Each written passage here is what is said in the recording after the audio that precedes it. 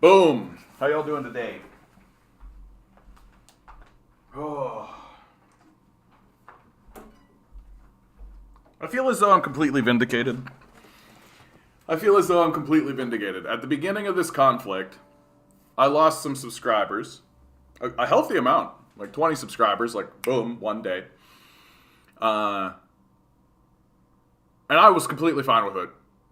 Like I got that feeling, that hit in the pit of my gut, right? That hit in the pit of my gut that you get, that kind of clenching thing when you're like, you're heading down the slide, right? Like you're like, ah! But very quickly I realized, like, oh yeah, there's like literal Nazi sympathizers in the conversation, right? Like people like, and you'll see, like, I mean, I don't need to reach very far here, right? Christian Freeland.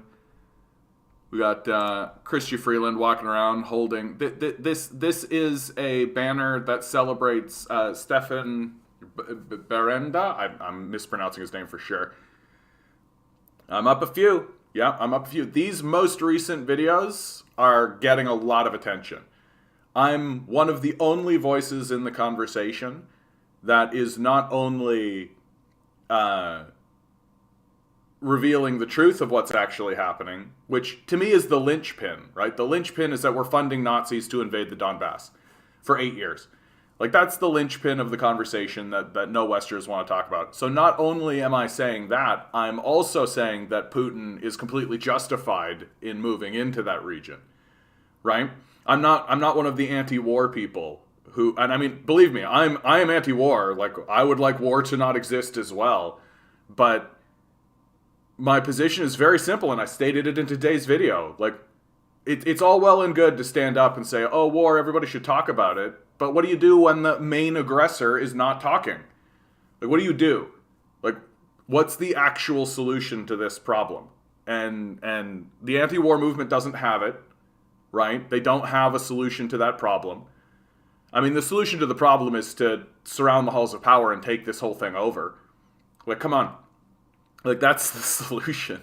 Because, like, we've got to kill the machine, right? We've got to kill the machine that's doing this shit, right? Like, and we're just, like, not there. And so I'm not surprised that I'm back up, honestly. I'm glad to see that my videos are getting traction. I'm glad to see that more and more people are starting to realize that Russell Bentley is real. I'm glad that more and more people are starting to see that Zelensky is a literal clown. Yeah, I mean, I'm with you on this grinning, right? Like, but here's something that's real, man. Like, so, like, everybody keeps calling for oh, diplomacy. Russia should do a diplomacy. Well, when Russia tries to do diplomacy, diplomats walk out and protest as Russian ambassador addresses UN. Like, what do you need, man? Like, what do you need to see that these people are not interested in talking? Right? The Americans and their allies are not interested in talking. So it's all well and good to stand up and be like, oh, Russia should do a diplomacy. But do a diplomacy with who? Do a diplomacy with this? Right? Find a diplomatic solution with this? And this is what's been going on for 8 years. Like, this is what's been going on for 8 years. So, like, what's Russia supposed to do? Right? Like, what's Russia actually supposed to do? What's the actual solution to this problem? Because the anti-war movement and people who are anti-war, their solution, and this includes people I respect, people who I listen to seriously, right? People like Chris Hedges, people like Jeremy Corbyn, right? They're standing up and saying we need a diplomatic solution, that we should get into diplomatic talks. Well, the Americans aren't talking. Like, the Americans aren't talking. We just watched them walk out of the room with all their allies in a big stink, right? So much for that idea, right? Nice thought, like, for real, like, nice thought, which I ostensibly agree with. But reality is that's not an option. Why? Because the Americans and their allies are not talking. So, what's next? What's next? You've got neo-Nazi groups who, incidentally, we're still funding. Like, we're literally sending anti-tank weapons and ammunition to Ukraine right now, right? Who do you think's getting those anti-tank weapons in Ukraine? Do you think it's like nice cuddly grandmothers and shit? So we're funding the Nazis in Ukraine still, right? We're ramping it up still. There are small graces in this story. I've seen, do I have it in front of me? I don't have it right in front of me, but I've seen clips that show, I've seen stuff where they're saying they're not going to send fighter jets into Ukraine, right? People are refusing to send certain types of weaponry. Yeah, here you go. Europe won't transfer fighter planes to Ukraine. Poland decided not to. Slovakian Defense Ministry spokesperson confirms just now Slovakia will not provide fighter jets to Ukraine. So, like, this should tell you that on the European side of the conversation, there's a cap. There's a cap. Right? There's a cap that they're willing to go. And the cap that they're willing to go is that they're just not willing to go aerial. Right, so they're not going to fire missiles. They're not going to get jet fighters in the air, that kind of thing. Right. So this, and if you're facing a foe who refuses to talk to you, all you can do is look at the actions that they're taking, and not sending like high level military hardware like this into the region is a good sign. Is a good sign. Have you seen the open letter I posted on Discord?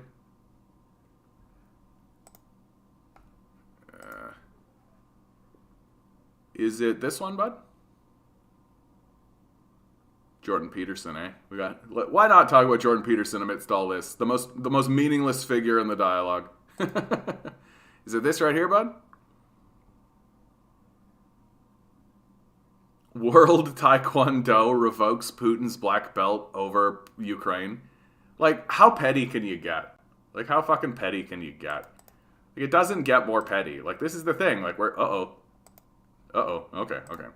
We're just in petty politics. Like NBC News. Oh yeah, a letter from the Western left.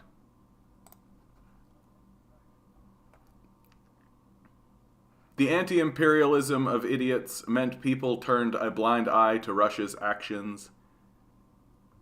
I am writing these lines. I'm sure completely not. Completely not a spook, right? Like, completely not a spook. Just totally normal person, like, regular civilian, completely not, and, like, this is probably, like, a picture of Donbass. Yeah, thanks, Vince. I feel vindicated, dude. I do. I completely feel vindicated. I'm writing these lines in Kiev while it is under artillery attack. Under the last minute, I hoped that Russian troops wouldn't launch a full-scale invasion. Now I can only thank those who leaked evidence. Yesterday, I spent half the day considering whether I ought to join a territorial defense unit. During the night that followed, the clown prince, Ukrainian President Zelensky, find a full mobilization effort. Yeah. This is hilarious, by the way. Zelensky's mobilization effort has completely backfired. So, do I have it? I had it right in front of my face, of course. You guys know me, all right? I have this shit right in front of my face. So Zelensky said, anybody who wants a gun and wants to fight, yeah, here you go. We will give weapons to anyone who wants to defend the country. Be ready to support Ukraine in the squares of our cities. So people showed up, they got guns, and the result, 3 police cars are also accompanying Rod. They've been a big help in escorting Chinese nationals, as there are many local armed militias along the way robbing people. Right? These neo-Nazi groups are starting to fight each other, by the way. Like, it's descending into internal chaos is what's happening in Ukraine. That the militias and the people who are fighting against Russia realize that they can't win. And so now it's just a smash and grab situation. Now everybody's just grabbing what they can, trying to get whatever they can out of the situation. And the clown prince here armed them to do it. Like, come on. I had a great picture here. I must have accidentally closed it. That's okay. So, like, Zelensky's a total fucking clown, right? Like, he's literally a nightclub comedian. Like, I remember when it all happened at first, I was like, nightclub comedian, oh, that's an interesting... But to realize that he's been installed by the United States, like, this guy's a boob. He doesn't know how to be the leader of anything, right? Like, he's a fucking loser. And this guy is the leader of the country. And over here in the West, we're all like, oh, swoon, he's doing such a great job. And I'm like, fuck you. He's like a literal clown. He might as well be wearing the fucking makeup, you know? All right. Before taking up my post, I'd like to communicate with the Western left while I think about its reaction to Russia's aggression against Ukraine. First of all, I'm thankful to those leftists who are now picketing Russian embassies, even those who took their time to realize Russia was the aggressor in this conflict. No, it's not. Russia is not the aggressor in the conflict. Like, I think you got to be a lunatic at this point to be saying this. Like, to actually believe this is it requires an intense amount of cognitive dissonance. Like, an intense amount. The reality is that we have been aggressing against Russia for at least 8 years. But, like, the history is obviously much longer than that, right? We've been encroaching towards their border. NATO has been expanding towards their border for 30 years.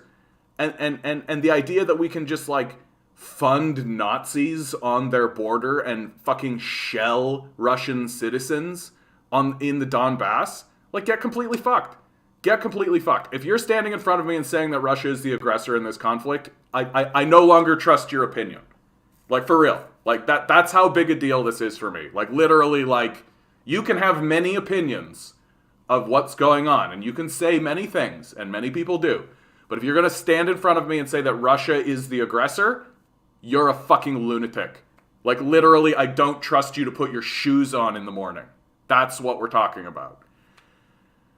I'm thankful to politicians who support putting pressure on Russia to stop the invasion, withdraw its troops. I mean, this is reasonable. Honestly, I would like it, right? I would like it to happen. But unfortunately, they're too busy walking out of the room, right? Like, they're too busy walking out of the fucking room.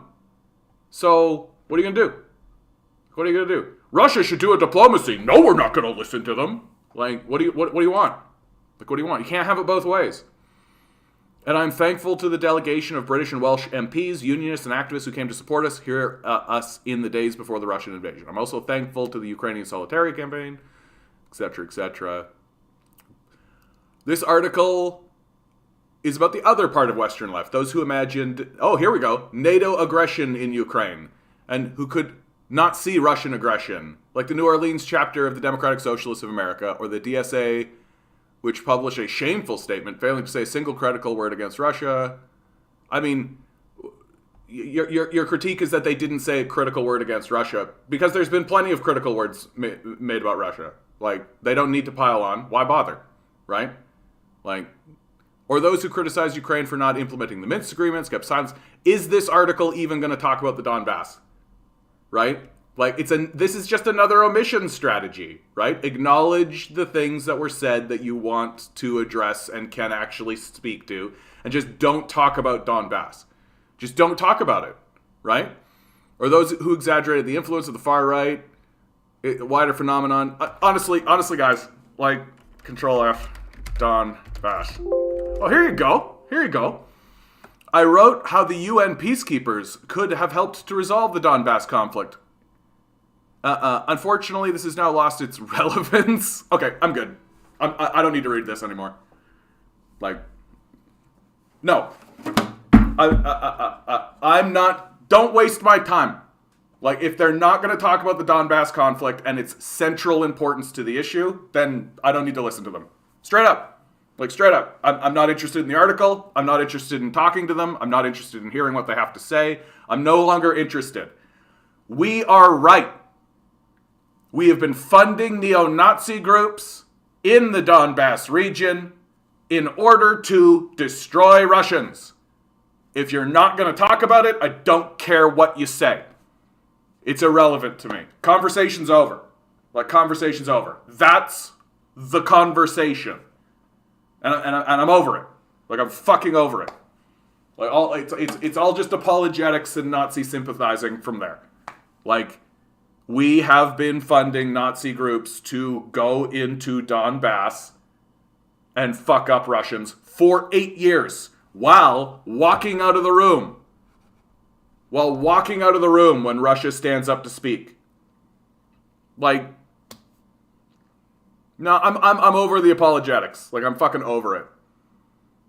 Yeah, and I love this. Like, Zelensky's a Jew. He can't be a Nazi. As if there's no example of a Jewish Nazi collaborator. As if there's zero examples that we could reach to and be like, yeah, thank you, Macht, as always. Emil Maurice was a Jew, but that doesn't change the fact that he was in the Sturmabteilung. Bro. Sometimes I think you write this stuff just so that I can struggle with it. Sturmabteilungen. Sturmabteilungen. Sturmabteilungen. I think that's right. I think I'm okay. I give myself a 6. 6 out of 10. Speaking of that. Let's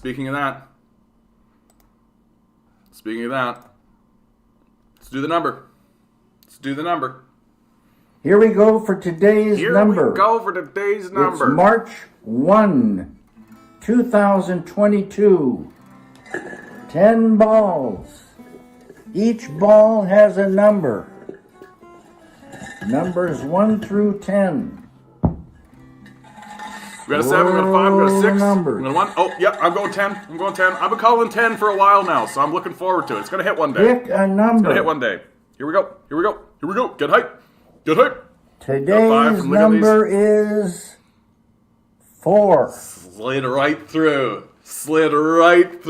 Get fucked. Get fucked, channel. Get fucked to the Canadian commie. Get just totally fucked. David Lynch was just like, fuck you. Haha, eat it. Like, literally Islam and Major and Ligadese are like 5. Here we go for today's number. Oh, if somebody had called a 3, that would have been even better. Oh, well, better luck next time. So no magic today, guys.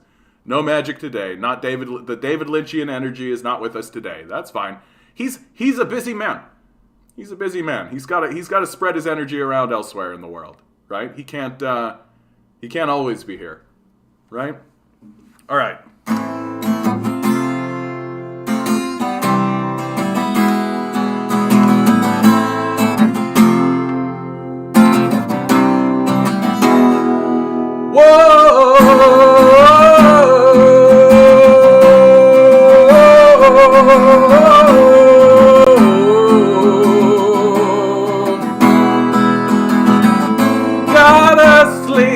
Another month inside this car.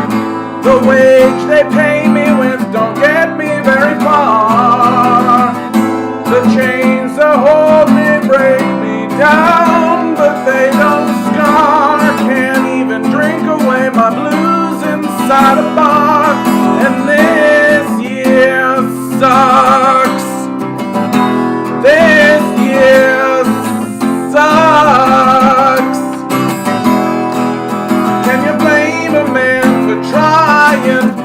Trying to give it up, and this year sucks.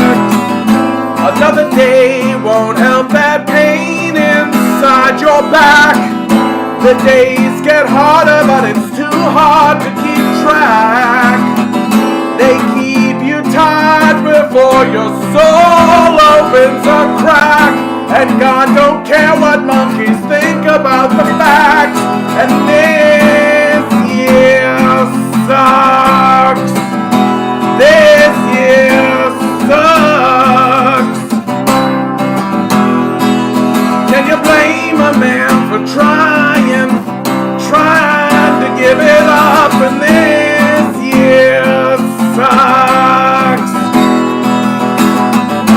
So sit atop your pile of bones and bloody gold, and human sacrifice don't stop you being old. At least you'll die before we're gonna burn to death while doing what we're told, and this year sucks. This year sucks. Can you blame a man for trying to give it up, and this year sucks. It burns down anyway. It burns down anyway.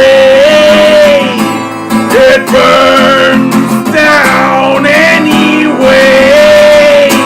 It burns down anyway. Yeah.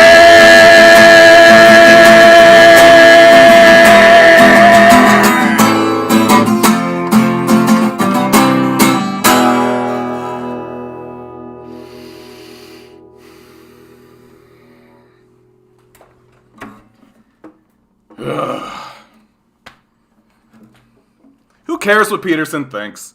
Who cares what Peterson thinks even about his own fucking daughter, who he's actively abandoning, by the way? Like, who he's actively abandoning. Like, yeah, climate change isn't a problem. My daughter is a narcissist. Who gives a fuck what Peterson thinks about anything? Like, the guy's a fucking boob. Like, the guy's a fucking boob. Like, you know what I do when I see Peterson pop up on my shit? I scroll. Like, I just why are we listening to this guy anymore? Fuck this guy. And the people who listen to him are stupid. Like, come on. Come on. Like, the same people who are like, stand with Ukraine, are like, Jordan Peterson's the best. Like, fuck off. Fuck off.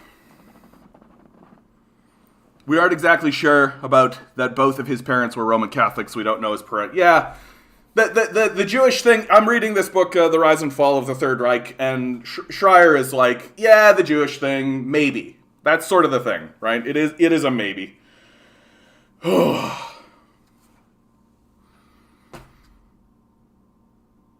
David always picked my favorite song. All right. Got any interesting news today? Vince.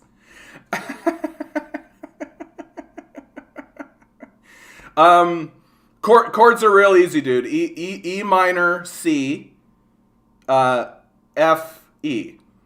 It's the pacing that matters in that song. So it's like da da da da da da da da da da. You know what I'm talking about, David. Yeah, 30% of Canadians still prefer Trudeau. Like, yeah, your deputy minister just holding pro-Nazi banners, normal society. Like, don't forget, like, that Trudeau's deployment of emergency powers, a warning to workers across Canada, right? Like, the Trudeau administration, by evoking the Emergencies Act, right, the way that he did, showed that he's willing to do it.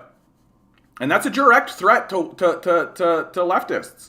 It's a direct threat to organized labor, right? Like, I don't know why people are so just, like, pretending like it isn't. Like, if I'm on a street corner, right, and the asshole who nobody likes walks over to somebody and just starts pounding their head in with a hammer, right? I'm gonna be like, yeah, okay, like, that guy's scary as shit. Like, I don't understand why we're all just like, yeah, girl boss, yeah, Trudeau, yeah, emergency powers, yeah, like, fuck, are you kidding me? Like,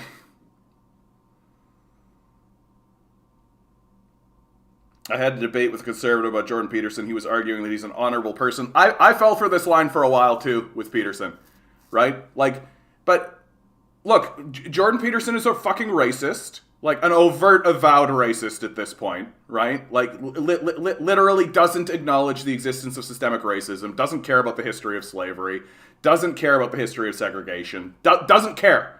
Simply doesn't care. Just like we omit the Donbass region from this narrative, Peterson omits the history of slavery and segregation from this conversation. And, like, the redlining and the Jim Crow and all that shit. He doesn't care. And if you confront him with it, then he falls into, like, some other apologetic situation, right? Like he simply doesn't care. It's not a part of the way he thinks about the world. And then his position on climate change, his position on climate change is like so suspicious that I'm like, he has to be getting funded. Like he has to, like an oil company has to be funding him given his position on climate change. He's extremely dangerous. He's extremely dangerous. Hold on, bud. David, I want to give you the right chords because I don't think that's right. So A minor, F, A minor, F, C, and do the royal C. So on the, with the, you know what I'm talking about. C, E.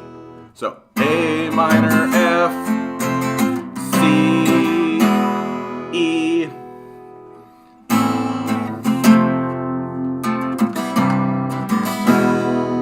And then just fucking live it, man. Just be it. Do it.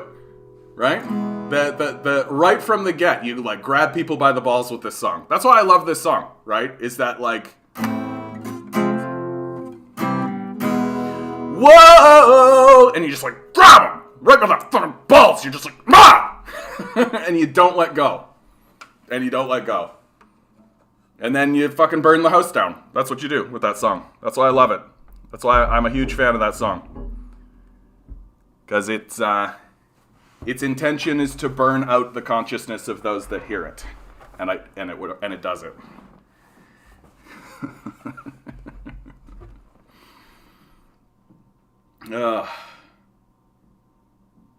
Yeah, I'm tired of politics. Wish I had enough money to leave. If you could leave and never return, which country would you go to? Interesting question, dude. I have friends in China. Hey, bud, have fun with that song. Have fun with that song. Tell people I exist, right? If somebody says, like, who wrote that song? You send it my way. I'm going to keep doing this for some reason. Uncut Jams. If you don't know that reference, I'm not going to explain it. Have a good one. How you doing, Demand Better? Hey, Dan, how you doing, bud? Good to see you too, bud. I was just thinking about you today. Just thinking, I haven't seen you in a bit. Good to see you, bud. Ugh. Cuba? Mocta in Cuba? I don't know. Like, I don't know. I'm generally against this idea, honestly, for myself. Like, I think I would only leave if I had to. Like, if I was forced to, I think I would leave. Because for me, like, this is my country, right? And the reason why I do this work, is because I see that my country and my countrymen are in crisis. Like, I'm not trying to do this to, like, poke their eye and be like, heh, fuck you, heh. Like, I'm trying to shake these people into a higher level of consciousness. Like, really, that's what it is. Like, we live in a country that is living, like, basically in its balls. And that's exclusively where we live. We really are struggling to get out of our balls and to stop viewing the world exclusively from our just like balls. And I'm trying to get us up the chain and get us more into a state of awareness of what's even happening. Like this is what we talk about when we talk about class consciousness, right? That people are just like, there's no consciousness going on here, right? And we can't, and so I look at these people who are ostensibly my brothers and sisters, who are my fellow countrymen, and I'm trying desperately. I don't know what else to do. I don't know what else to do, right? I'm trying desperately to shake them out of their torpor, right? To have them snap out of it, right? Like, I'm trying really hard to not say wake up, because I feel like the woke language has been co-opted by the right, and that's a big trigger. So if you say woke or wake up, it snaps people back to sleep. They've turned it into a trigger to put people back to sleep, or to put people into the state of torpor, right? Or to escalate them into the state of hysteria, which, like, that's what's happening in this country. Like, we are living in a state of perpetual hysteria. It's not much different than the reefer madness situation. Like, really.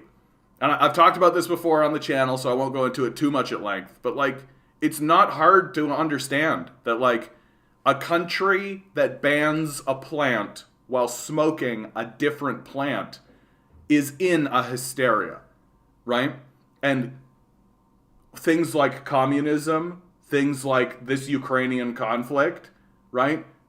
These exist in that kind of heightened hysteria where we're not actually capable of even pausing and considering. Like, I literally had a conversation with a guy yesterday who was trying to convince me that the Russians did not defeat the Nazis. Like, that's where that guy is.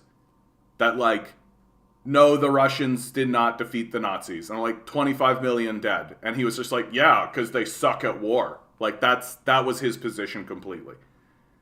And it's like, well, and I think it comes down, David, to, like, the hardest thing for a person to do is deal with themselves, for sure. I know it's the hardest thing that I've ever had to do, without a doubt. And when I see other people in the world, that their biggest struggle seems to be themselves, and the conflicts that arise from individuals who are struggling with themselves and then also struggling to interact with this other person, right? And we're so, like, low in our consciousness and our awareness, like, that it's impossible for people to really crack open and, like, really be who they actually are, and to come to terms with who they are, and to forgive themselves for the mistakes that they've made along that path.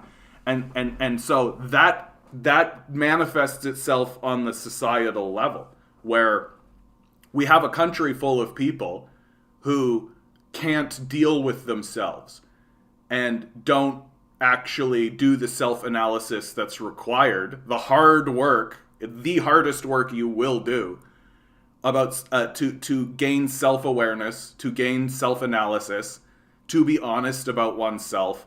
And so if you don't do it for yourself, you're not going to do it for your country, right? And so every problem is external. Like, every problem exists outside, and every reaction to you is a problem, right?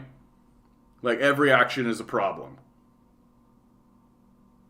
The Soviets only won because of numbers. They charged machine gun nests. Yeah, you mean Omaha Beach? Yeah. Yeah, and like the classic, like, they took the Russians and two men went to the front with one rifle and all this kind of stuff. And I'm like,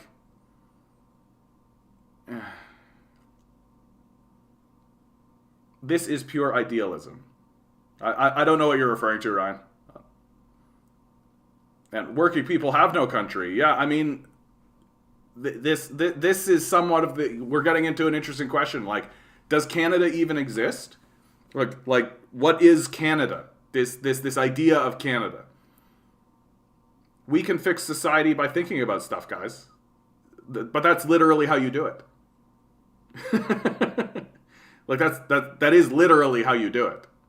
Like, thinking about things, raising your consciousness, right? If a society of people was conscious of the wars that were going on, we would be reacting differently to Putin's actions, right? It's not idealistic to say that people who are aware of what's going on around them will act differently. I read on RT, visa entry fee in Ukraine for foreign fighters. Yeah, and RT is getting banned here in Canada. It's getting purged. So much for freedom of speech, eh? Like, so much for freedom of speech. Where did I have it? Come on, where did I have it? I'm going to put that up later. Come on. Yeah. If you're one of the people pushing to ban RT and threatening myself and my colleagues, I hope you know you're not achieving what you think you are. Those who fight to limit the public's access to information will have never been on the right side of history. It won't end with RT. And like, let's be really clear about this. Like, the same people that are saying Russia should do a diplomacy are the same people who are banning Russian television, right? Like, it's a very extreme reaction. Yep, Canada's just a fur trade hub gone wrong. No, read the German ideology. Okay. Not one step back only applies to officers and not regular soldiers, and blocking detachment were disbanded in 1944. Oh, man. What a day, eh? What a fucking situation this all is. And you know what's crazy? Like, you know what's crazy, guys? It's going to be crazy to see this happen. Like, get ready for this, right? The media is just going to turn. It's just going to pivot, right? Like, it's completely going to pivot, and we're going to get a story like Ariana Grande. And I'm not saying specifically, but this is going to be like the story that happens. Ariana Grande dies in a helicopter crash. Right? Or like Lady Gaga meets with Mexican president. Right? Something like that. It's like going to be some stupid celebrity who we don't really care about that much meeting or having some kind of event, and suddenly the world will supposed to be focused on that, and we're all just supposed to move on from the Ukrainian situation. I saw an article where Switzerland is siding with Ukraine. Yeah, I mean,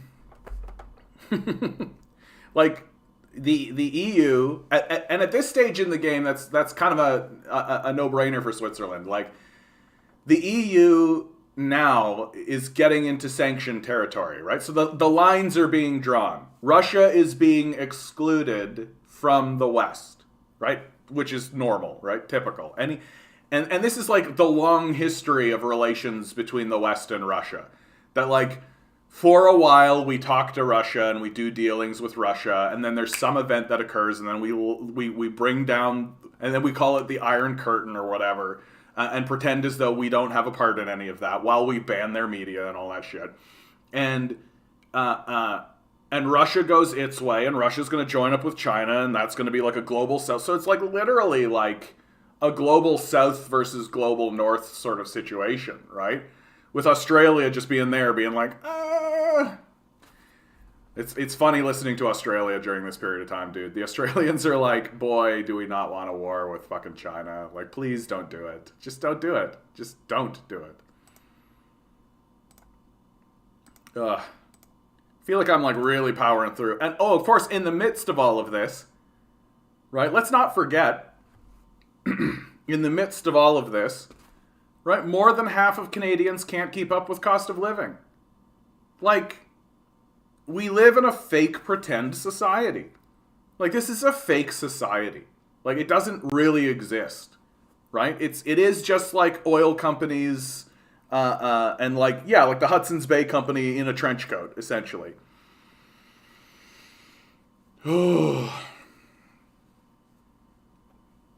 Yeah, Canada's just a fur trade hub gone wrong, exactly. Like, more than half of Canadians say they can't keep up with the cost of living, according to a new survey from the Angus Reid Institute. The survey also found that 7 in 10 Canadians report being stressed out about money as inflation continues to grow. 7 in 10, guys. 70%. Canadian household budgets are becoming squeezed from all angles as the price of goods rise. The report from Angus Reid says the cost of food, gasoline, and energy in particular are adding to household bills. In January 2022, Canada's annual inflation rate reached 5.1%, which outpaced wage increases of 2.4% over the same period. According to Statistics Canada, this was the first time the annual inflation rate exceeded 5% in more than 30 years. With rising house gasoline and grocery prices driving inflation, the Angus Reid Institute survey found that 53% of respondents reported not being able to keep up with the rising cost of living. When it comes to emergency expenses, 51% reported they would be unable to cover an unexpected $1,000 bill, including 14% who said they couldn't manage an emergency expense of any kind. 14%. 14% of people, that's at least 1 in 10, if an emergency expense happened to them, they couldn't handle it. Failed society. Like, failed society. And we're not even trying to address it. Like, we're not even attempting to address it. Published Monday, the survey found that money was a source of stress for 70% of respondents. Infinite money, by the way, infinite money. This is cute. Canada to position ICC to probe alleged Russian war crimes. Hilarious. Infinite fucking money for bombs and shit, right? Infinite fucking money for bombs and shit, right? We can send an infinite amount of resources when it comes to funding Nazis to fight a war in Ukraine, right? Like, infinite money for that. But, like, your own citizens, half of which are saying that they can't keep up with the cost of living. Normal. No, oh, well, they just got a bootstrap. Just get a better job. Just get a better job. Just get a better job. Like, get completely fucked at this point. Like, half the country, it's not an individualist problem. Half the fucking nation is experiencing this, right? Like, that's a systemic, obvious problem. And the people who are claiming otherwise, like your fucking Ben Shapiro's of the world, like, get completely fucked. Like, this guy needs to get completely fucked. And incidentally, I actually mean this in a legitimate way. I think Ben Shapiro needs to get laid. I've never seen, like, a more virginal, like, get laid, bud. And like, not just like literally, I think when the guy has sex, he's just like, just cut yourself out from your conscious reality and just, like, experience it, and then lash yourself. I bet this guy lashes himself after sex. Like, bro, loosen up. Fucking loosen up. Experience life outside of yourself for a minute. Anyway, fucking, I'm my energy is, like, up here right now, because I just feel like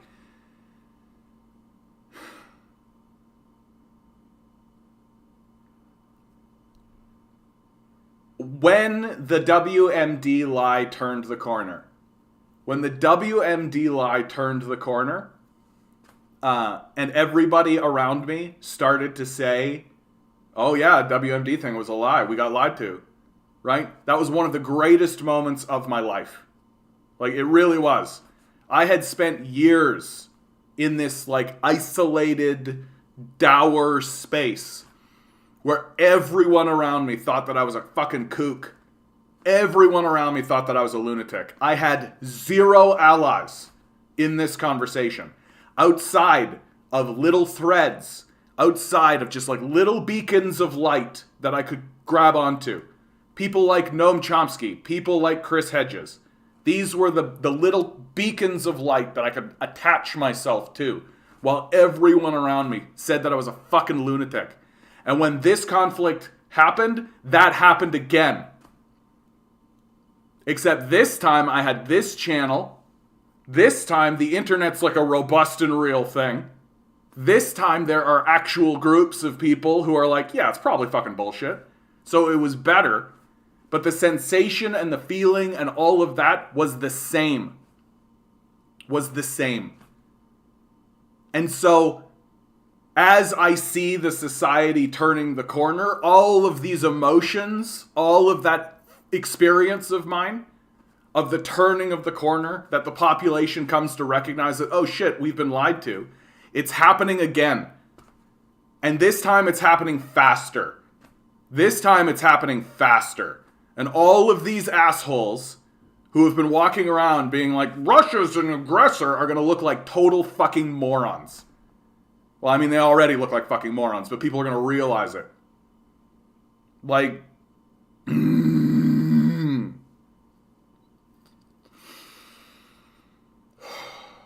so I feel like the energy is coursing through me while this is going on, because it's personal for me, this one.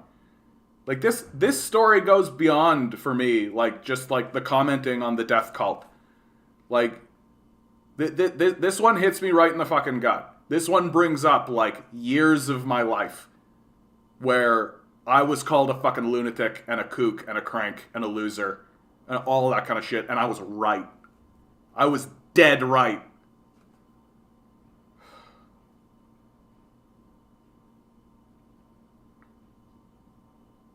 Christian Freeland, just on CBC News a bit ago, saying how things are going to get tougher for Canadians. Yeah, while simultaneously they're reporting that the economy is strong. Right?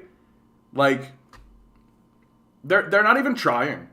Like, they're not even trying. Like, these liberals aren't even trying, dude. Like, they're sending infinite money to Ukraine. Like, infinite money to war. United States says, hey, can we have infinite money and infinite bombs? And we're like, yeah, infinite bombs and money, of course. People can't feed themselves. 50% of people are struggling to keep up with the cost of living. 50, 1 in 2, right? Are saying they're struggling. I'll get fucked. Well, you get a better job. You gotta pull yourself up by your bootstraps. Do it yourself. Huh. And incidentally, while this is happening, these corporations are posting the highest profits they ever have. Like, and then we turn around and look at our politics, right? What do we have? Right?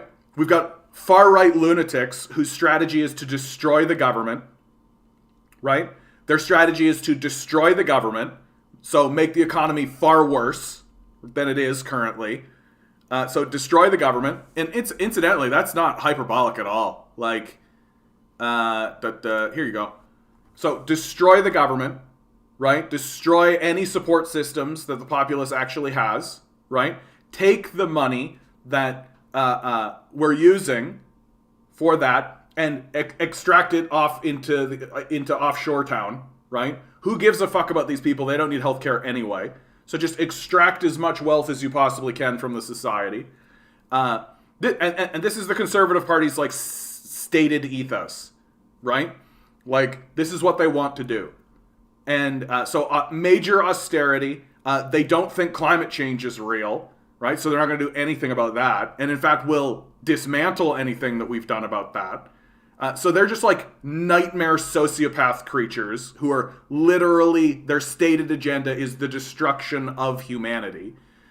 Right beside them is a party that funds neo-Nazis. Their leader wears blackface. The deputy prime minister was the foreign minister as they funded the Nazis. And incidentally, her grandfather was a Nazi collaborator. Isn't that great? Isn't that great? They've lied about literally everything they set out to do, except, yeah, we got that legal weed, so they made the plant legal. Good for them. And but like, where's the electoral reform? Where's any of this kind of stuff? And any support system that they implemented because they were scared for themselves over this period, this pandemic period, they've already dismantled, right? So like, literally, they're on the same, and incidentally, also the climate change file, right? They're even worse than the Conservatives because at least the Conservatives weren't lying to us about it, right? At least they're saying we don't believe this is a thing, we're not going to do anything about it. The Conservatives are the conservative, the liberals are saying, yeah, climate change, we care, and then fucking not caring at all. We're going to get to net zero by 2050. We're going to get to net zero by 2050. Ramp up oil production by 30%. 2050. Believe us this time. Believe us this time. And then the NDP are basically just fucking liberals. Yeah, the empire's fine, stand with Ukraine, all of this kind of stuff. We should probably make it so people aren't totally abandoned 100%. Like, that's their position. And embarrassingly, Canadians are more supportive of Blackface Man because they're afraid of the racism in psychopath land, and they're while simultaneously unwilling to vote for a man wearing a turban. Like, you can't write it. Like, you can't write this. Right? Literally, the Canadian people are looking at a man standing in front of them in blackface and going, that's pretty fucking racist. Turning over to the Conservatives and going, that's pretty fucking racist. And then turning over to the NDP and going, what's with the turban? That's what's happening.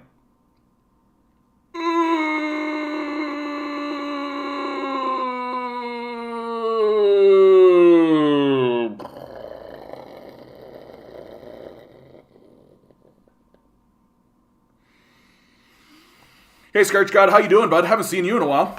Seraphim, good to see you. Jimmy Dore is pretty good on Ukraine. He's been real solid on Ukraine. I think he got connected because he's connected to Max Blumenthal. Max Blumenthal connected him to Russell Bentley, and once you get connected to Russell Bentley, it's over.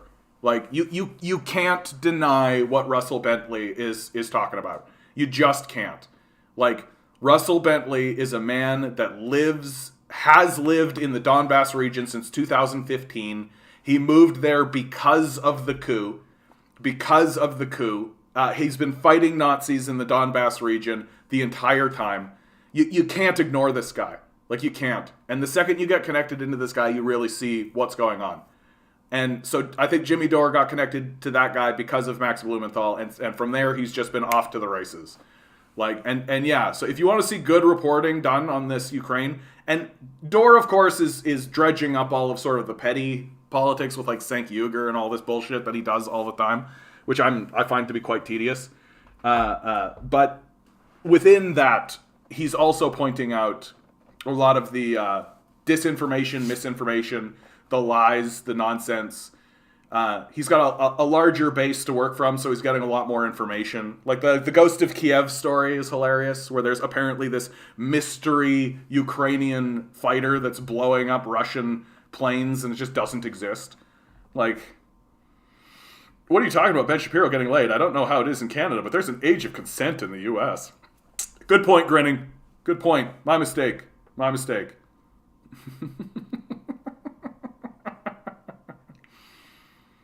Jimmy Dore is good on a lot of things. Yep, he is good on a lot of things. Just the synthetic left bread tubers have to denigrate him because they know they don't have a leg to stand on in who is more principled. I mean, Dore lost a lot of momentum amongst leftists because of his COVID stuff. And my position on that was always, Dore wants to go off into crazy town with COVID. Okay, we should let him. Because a man like Dore is going to wade into those weeds, right? He's going to wade into those weeds of just like, let's walk into lunatic town, let's go. And when he comes back out, right, he's not going to come back, like he's going to talk about all the crazy nonsense, of course, because he's got a show.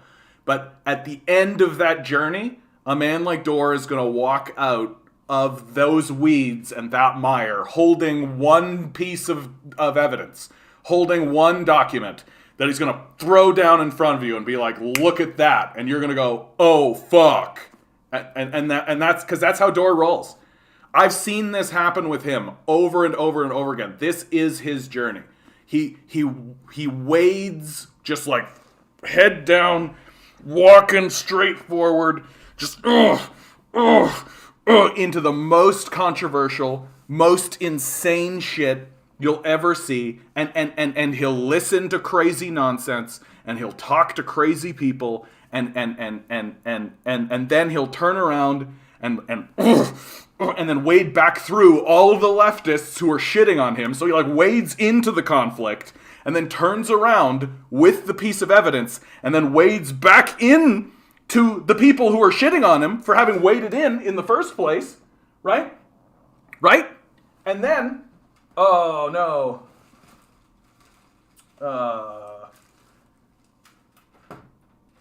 Sorry guys, 1 second. I have a crisis here. Minor crisis. Oh no, never mind. Crisis averted. And then, oh for fuck's sake. And then, right? So he wades into the conflict, he turns around and wades back through the criticism, and then he drops one document in front of you, and if you actually look at it and if you actually read it, you go, oh fuck. Dore's right. I've seen him do it over and over and over and over again. So anytime this guy turns around and starts wading into crazy town, I let him. I don't criticize him. I don't talk shit about him. I don't foment an opinion, because I know that eventually he's going to drop something in front of my face that's going to make me go like, oh, fuck. Like, oh, shit, I can't deny it. Like, yep. And he's done it to me at least 3 times. At least 3 times. And he's going to keep doing it, because that's how he rolls. So, to the people who are trying to dismiss Dore, let him do that, because that's what he does, and it's extremely useful. It's extremely useful. And you want those guys on your side. You want these guys on your side. Guys who are willing to just put their head down and just grind into some bullshit. Because you know what that means? It means you don't have to. Like, it means you don't have to, dude. Like that's the thing. I didn't really report that much on the COVID stuff. I didn't put my head down and grind into it the way that Dore did. Right? Because I didn't want to. I didn't want to. Right? Dore did. And I was just like, off you go. Off you go. Yeah, did we talk about Chrystia Freeland? Yeah, bud, we did. Yeah, bud, we did. Can you believe this shit, eh? Like, just right, and she knows she's done it. Like, she knows she's done it because she changed it, right?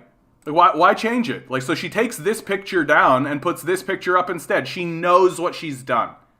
She's aware of it, right? Like, it's so fucking annoying how we have, like, all of this Nazi bullshit in the discourse. Like, the Nazi dog whistling that comes out of the Conservative Party, like, and this goes beyond dog whistling. Like, this is straight up. Like, she knows what this is. She can't be, like, are you kidding me? If I know what this is, she knows what this is. Like, ugh.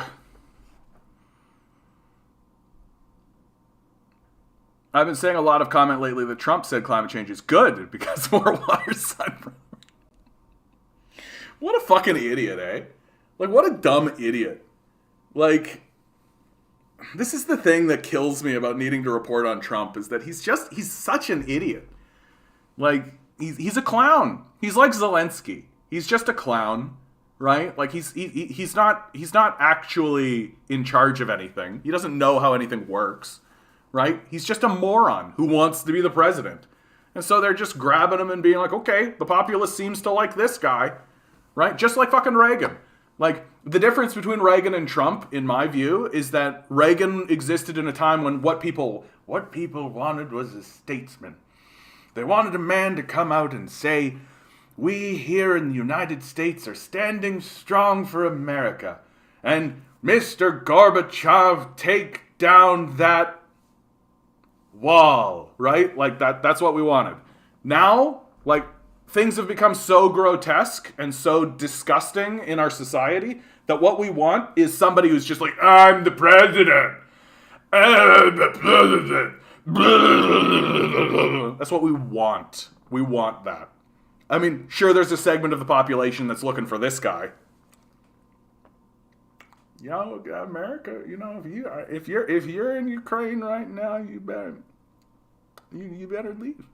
You better leave. Like, some people want that guy. But lots of Americans are like, they just want the flamboyance, and they just want the, like, we've got to go after the deep state. You know, the deep state, very important that we go after the deep state, right? Like, because we're just fucking clowns. Like, we're just fucking monkeys. Like, we're not well-educated people. Even the Communist Party of Canada is completely liberalized too. I have not yet seen the Communist Party of Canada. Actually, let's do that now. Communist Party of Canada, yeah. Have they made a statement regarding this Ukraine? No to war in Europe. Negotiate peaceful solution. See, this is what I'm talking about. Negotiate a peaceful solution. Okay, what do you do about that? The Americans aren't negotiating. Like, what do you do about that? Repatriate Canadian and NATO troops, arms, and military equipment. Great. Ratchet up tension. The military incursion of Russian forces into Ukraine has seriously ratcheted up tensions in the region. True. So let's not shit on them for this. And increase the danger of the great power confrontation, nuclear war. Military action must end as quickly as possible. Minimize loss of life, civilian population. Like, so far so banal. If you ask me, like, this is reasonable. It is reasonable to say, hey, let's get out of our, like, let's do what we can do, which is stop our contribution to this, and negotiate a peaceful solution. And actually, like, negotiate a peaceful solution, saying that to Canada matters, because it's like, we are simply not negotiating. So this seems fine. Like, this seems fine. And starkly against the Liberal Party. Like, starkly against the Liberal Party. So, yeah, here you go. The Communist Party of Canada condemns the Canadian government's role in stoking tensions leading to the outbreak of war in Europe, sending troops, arms, and funds to Ukraine while insisting that war between Russia and Ukraine is inevitable. Instead of working to find a peaceful, negotiated political solution, Canada's government has once again taken its lead from the US and NATO, provoking the Russian Federation and ignoring Russia's legitimate security concerns arising from NATO's relentless eastern expansion. The drive to war includes transmitting war propaganda as factual information on publicly owned media like CBC. In 1990, the U.S. then Secretary of State James Baker made an agreement with USSR's President Mikhail Gorbachev that NATO would not extend its eastern reach beyond Germany's border, and then proceeded to do exactly that, in the process encircling Russia with NATO states, military encampments, and weapons, all pointing at Russia. The 2014 Maidan coup État installed a far-right nationalist government, with the open participation of fascist and Nazi elements in Ukraine. This was immediately followed by overt discriminatory attacks and threats against the large Russian-speaking minority in the country, and led directly to Crimea's secession and the formation of the breakaway republics of Donetsk and Lugansk. It also further escalated tensions with Russian neighbor to the north. This came to a head last Sunday when Ukraine's President Zelensky told a NATO security summit that Ukraine sought immediate membership in NATO and would consider repeal of its non-nuclear status, opening the door to the installation of nuclear weapons on Ukrainian soil by NATO. Like, can you imagine? Like, isn't that just the Cuban Missile Crisis? Like, the Americans were all like, no, you can't put nukes on Cuba, but oh yeah, but we could put nukes in Ukraine, totally normal. This was immediately followed last week by the shelling of the newly independent republics in the eastern Donbass by Ukraine's military forces and fascist militias. So they're only saying last week's, but at least they're saying that it's occurring. And understandable that they wouldn't have the depth, right? I can see how they could have missed somebody like Russell Bentley. But so far, like, this isn't the liberal line. This isn't liberalism. Like, this is very much... This is very much my position, right? Sounds very similar to me. It seems more likely these events contributed to the Russian decision to respond with military force. Perhaps the loss of 27 million Soviet citizens in the last great European war had a bearing on this decision. Whatever the reason, Canada could have acted to de-escalate the growing crisis long before war broke out by insisting the agreement to limit NATO's eastward expansion should be honored, by repatriating Canada's troops stationed in Latvia, by refusing to send additional troops and arms to Ukraine, by insisting the Minsk agreements be honored by the Kiev government, and pressing for negotiations leading to a peaceful political solution. Like, looks good to me, bud. Looks good to me. I respect your skepticism, but I from what I've been seeing from the Communist Party of Canada recently, looks like they're fighting the good fight. It does. It looks like they're fighting the good fight. I got to work harder to try and connect with these guys, because because they're right. Let's get our shit out of there, right? And we should begin negotiating, because we're not negotiating, right? Like, we're not. I'm completely on board with this, and it stands starkly against the liberal position. Yeah, Aaron Mate, Super Principal 2, always has amazing takes. And his information is tight. His information is tight. I need to use a VPN through Serbia to get on RT. Yeah, unbelievable, right? Patrick Lancaster, that's his name. I've been trying to find this reporter. People keep showing pictures of this guy. People keep showing pictures of this guy. There he is. I even had his YouTube subscribe. I even had his YouTube at one point up on the channel, and I accidentally closed it. I got him back. I got to talk more about this guy too, for sure, because this guy, like, breaking now. So 9 hours ago, shells hit the center of Donetsk. Right, like, he's on the ground. Lancaster, here in the center of Donetsk, the capital of the Donetsk People's Republic. As you see behind me, the city is still trying to live, but unfortunately, not everyone is living. Here in the center, at the Miners Square. All right, sorry about that. The wind warning, but like reporting on a shelling, killing citizens, right? Like. Ooh. Sorry guys. Trigger warning. Sorry. Oh my goodness. But so, like, no fucking bullshit from this guy. Like, no fucking bullshit from this guy.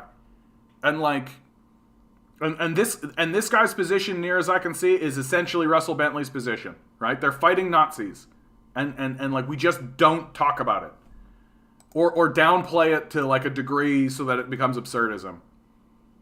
Dore was a little fast and loose with COVID stuff. Absolutely. Like, No bullshit on that, Grinning. But because I think what happened with Dor on the COVID stuff is that he waded into the weeds, and then when he came back, he didn't have the document. That's really what happened with the COVID stuff, is that he waded through the weeds, he waded back from the criticism, and he just didn't have the document. So he's got a lot of speculation, a lot of fringe stuff that I feel like... So, for example, the one he loves to keep bringing up is the Fauci lie. Right? That Fauci said, no, you don't need to wear masks. Yes, we do need to wear masks. No, you don't need to wear masks. Right? He kept going back on that, waffling on that. And it's not illegitimate to call Fauci out for that kind of thing, but it's not as clear cut as like bullshit lying, right? Like that Fauci didn't want people to run on masks, that it was actually an economic concern. And so instead of being straight up with people, which I think he should have been, from the beginning, he said, okay, don't worry about the masks until they actually had the supply chain secured. And then he said, okay, do masks. Right? Like, I feel like that's what happens. Like, and there's a lot of stuff like that in Dor's criticism. But when it comes to the COVID stuff, he never managed to get a hold. And the same thing with Blumenthal and the same thing with Mattei. They waded into those weeds, which I was like, Godspeed, off you go. But they never came back with something that was like condemning, right? Like they'll throw a lot of shade and be like the lab leak theory and all that kind of stuff, right? They just never got it, right? But that doesn't mean they shouldn't have tried. That doesn't mean they shouldn't have tried, and that doesn't mean they shouldn't have been suspicious. So you can't hit every ball that's thrown your way, but boy, should you swing. Yeah, and his work on Ukraine is tight. Like it is. It's tight. Like it's very much like here's this source document, here's this guy, here's this person, here's it. Like it's not even wading into the weeds. It's literally just like he's dealing out a pack of cards right in front of you, and you're just like, oh fuck. So like, I agree with you, Grinning. He was a bit fast and loose with his COVID stuff, but I feel like we should let him. I feel like we should let him. Even with the COVID stuff, Dor was giving a lot of expression to the mistrust that Americans have of the American establishment and liberalized science. Yeah, that's definitely true. And a lot of liberals and a lot of critics of Dor kind of said that he was stoking that more than he needed to. And I don't know that that's illegitimate. You know what I mean? Like, but Dor is who he is, and he's gonna, like, if you fuck around, you find out, right? Like, and that's who Jimmy Dore is. You fuck around, you find out. And it's just how it rolls. She speaks Ukrainian, she knows. Who's that in reference to, bud? Freeland. Yeah, fuck yeah, she knows. Fuck yeah, she knows. How could she not know? Right? Are you and of course she knows. She knows because she changed it. She put it up for a day, and then she took it down and replaced it with this. She knows. Right? Like, and she can't release a statement of apology saying like, oops, I didn't realize it, right? She can't do that, because then that's going to get into a big conversation about, wait a minute, so this is well-known Nazi shit? All of these people right here totally cool with it? Wait, how deeply connected to this is the Stand With Ukraine movement? How deeply connected to all of this? Maybe we should look into that, shouldn't we? See, oh, wait a minute, we've been funding these people. Have we been funding Nazis? Oh, shit, we've been funding Nazis. Like, the path is pretty clear. My parents are just finding out who Chrystia Freeland is. Yeah, Deputy Prime Minister. The person who's likely actually in charge of the Liberal Party, by the way. Like the stream or else. Yeah, if you guys could like the stream, that would be great. Just click the little upvote, right? It's super easy. Well, I don't know if you guys can see it. In any case, just click on the button. Beep. Hit the like button. Leave a comment. Do all the algorithm shit.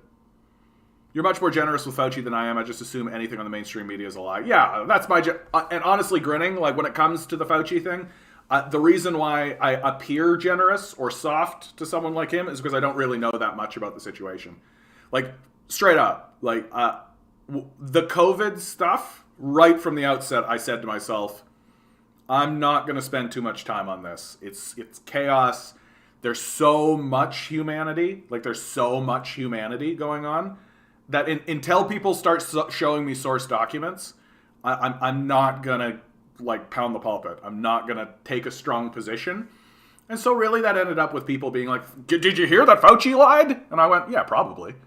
You know what I mean? Like, yeah, probably. Like, so? Did you hear that Biden lied? Yeah, probably. Like, did you hear that Trump lied? Yeah, probably. Like, I mean, that's been more or less my opinion on that COVID stuff for the entire time. So, and I've had people in the chat, people who I like in the chat, being like, oh, Fauci's a crook, and he's doing all this kind of stuff, and he's did you hear about this, that, and the other thing? And the whole time I listen to them, I'm like, yeah, okay, cool. Like, as expected. You know what I mean? You know what I mean? It's like when people get in a tizzy about, like, did you hear that the CIA was involved in this, that, or the other thing? I'm like, yeah. Like, I'm not shocked by it. You know? The CIA was behind funding the Ukrainian Nazis. Yeah.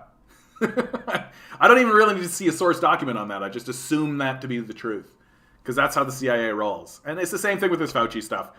Oh, Fauci was lying, and he was, did you hear? He did some very duplicitous stuff. I'm like, yeah. You don't get into a position that Fauci is in without having done something. Like, what would you say the difference between fascists and oligarchs is? What a great question, dude. What a great question. The key difference is that oligarchs are willing to use power and strength, military force, right, to secure and control their own power and stabilize their own power in a society. Fascists pursue violence in order to cleanse people they don't like. Seems like a small distinction. It isn't. It's actually quite a big distinction. It's the difference between, like, living in a castle and if somebody shows up at your borders and starts to chip away at your walls, you hit them with a hammer, right? And taking troops out of the castle and going into the countryside and killing everybody, right? Like, that's the difference. And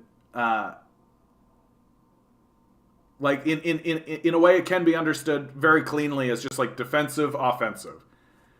And the like, the oligarchs aren't necessarily interested in, like, ethnic cleansing or cleansing the populace. And in fact, I actually think that many oligarchs who maybe don't perceive themselves as oligarchs, many oligarchs believe that they are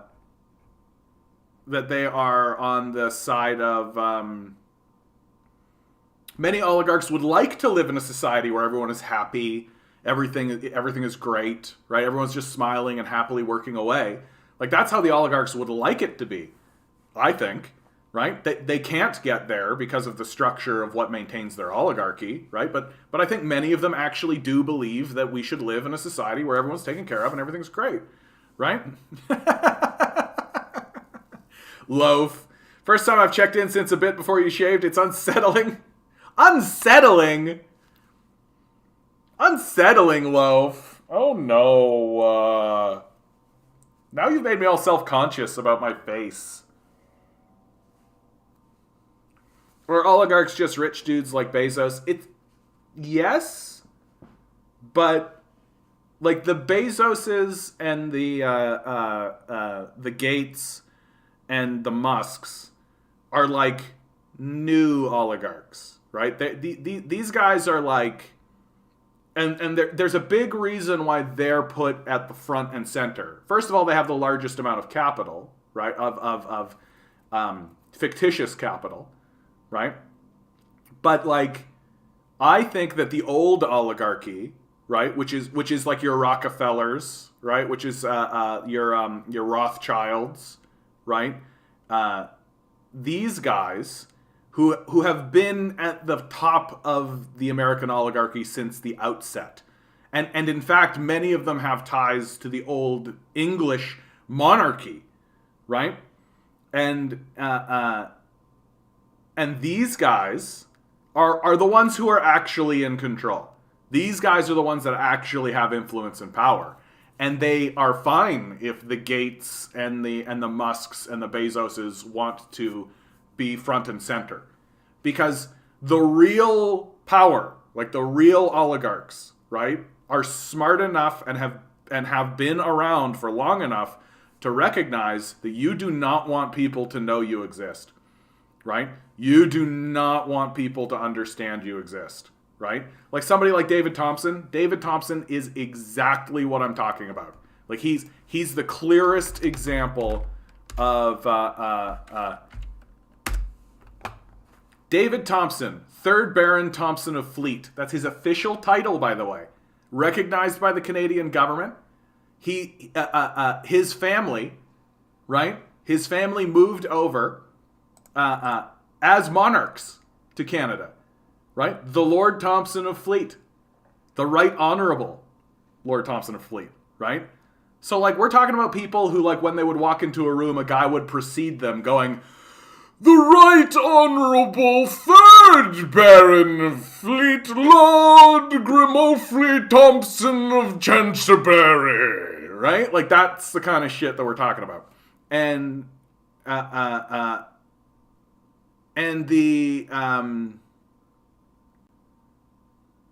nobody knows about this guy. He owns the Globe and Mail. His strategy is actually brilliant.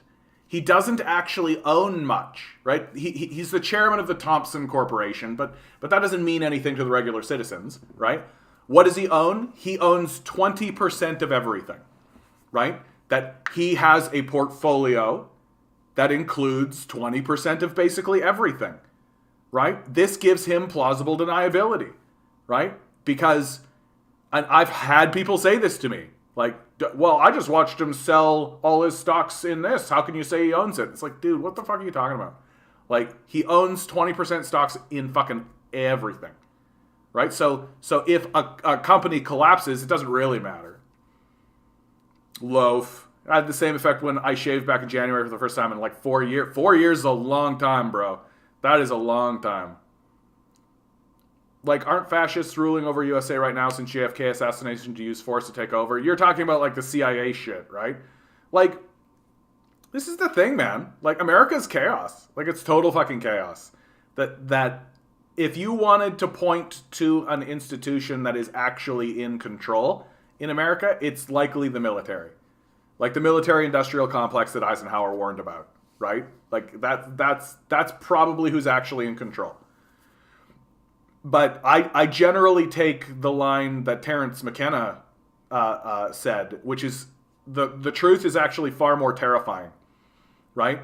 That it's easy for us to sort of perceive and believe that there's this hierarchy upon which someone stands who is actually controlling world events.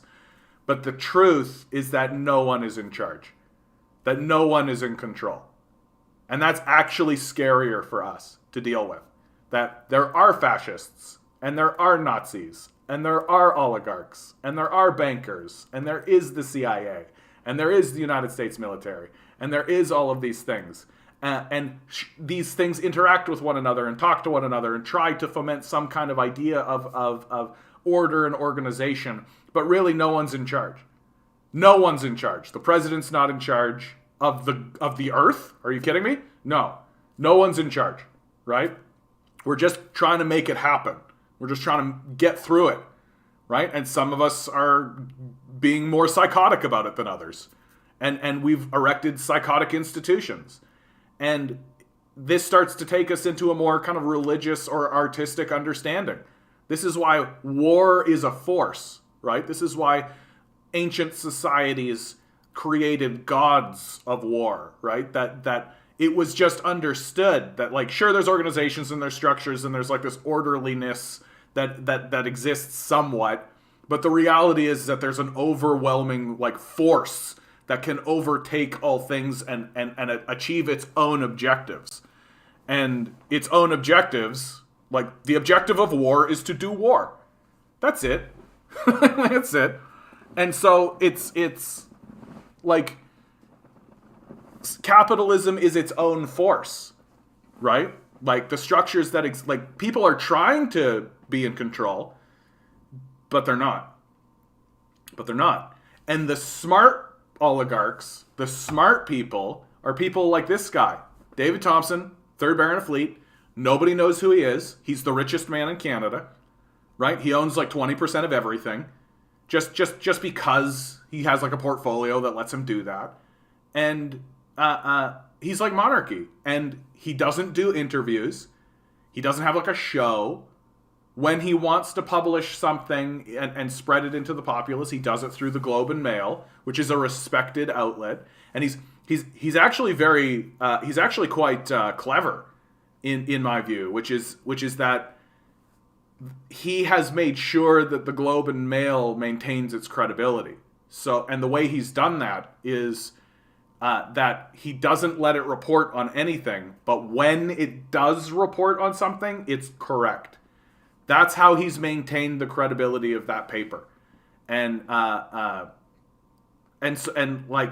so he'll report on this Ukrainian crisis the way everybody else is reporting on it, which is Russian aggression. But my bet is that when the Donbass narrative finally breaks through, it'll be his paper that breaks it first, right? Because he's smart enough to know. And the people around him are smart enough to know, like, this institution needs to maintain its credibility because it's the mouthpiece by which David Thompson influences the public opinion. And while simultaneously ensuring that no one knows this guy exists. No one knows this guy exists. David Thompson, Holton controlling interest in Reuters News. Yeah, exactly. Just hold controlling interest, hold this kind of stuff, let nobody know I exist. Yeah, in the US, we call oligarchs the donor class. Yeah. We got to stop calling them the billionaires. They're the oligarchs. It's just, there is a new oligarchy and an old oligarchy. And I think that that's the distinction that needs to be drawn. That, the Rockefellers and the Thompsons and oh man, I'm blanking on all their names. There's one that starts with an M. Why am I blanking on all of this? It's killing me. The Rothschilds for sure. The Montefellers, the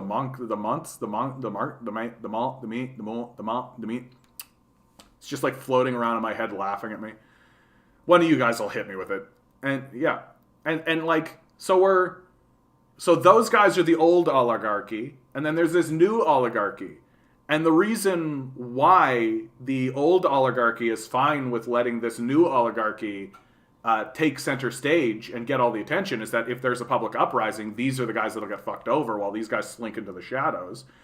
But also because the difference between these two groups is that these guys own Amazon factories or a Tesla manufacturing camp. They're more like Ford, like Henry Ford, right?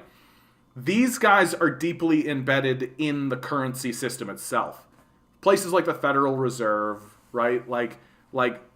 The old oligarchy understands that you should be in control of currencies, right? That you should have more influence in currency markets, and you should be more invested in banking and loaning and the interest scams and all of this kind of stuff, right?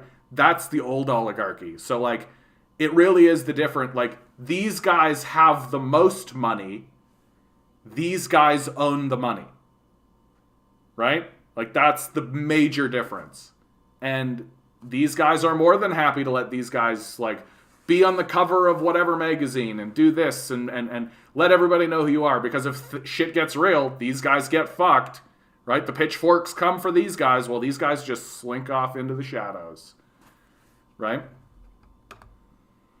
A 101-year-old man identified only as Joseph S. is being tried in Neuruppin for allegedly being an accessory to the murder of 3,518 cases in the Sachsenhausen concentration camp. Jesus. 101. Man. The gears of justice move slowly.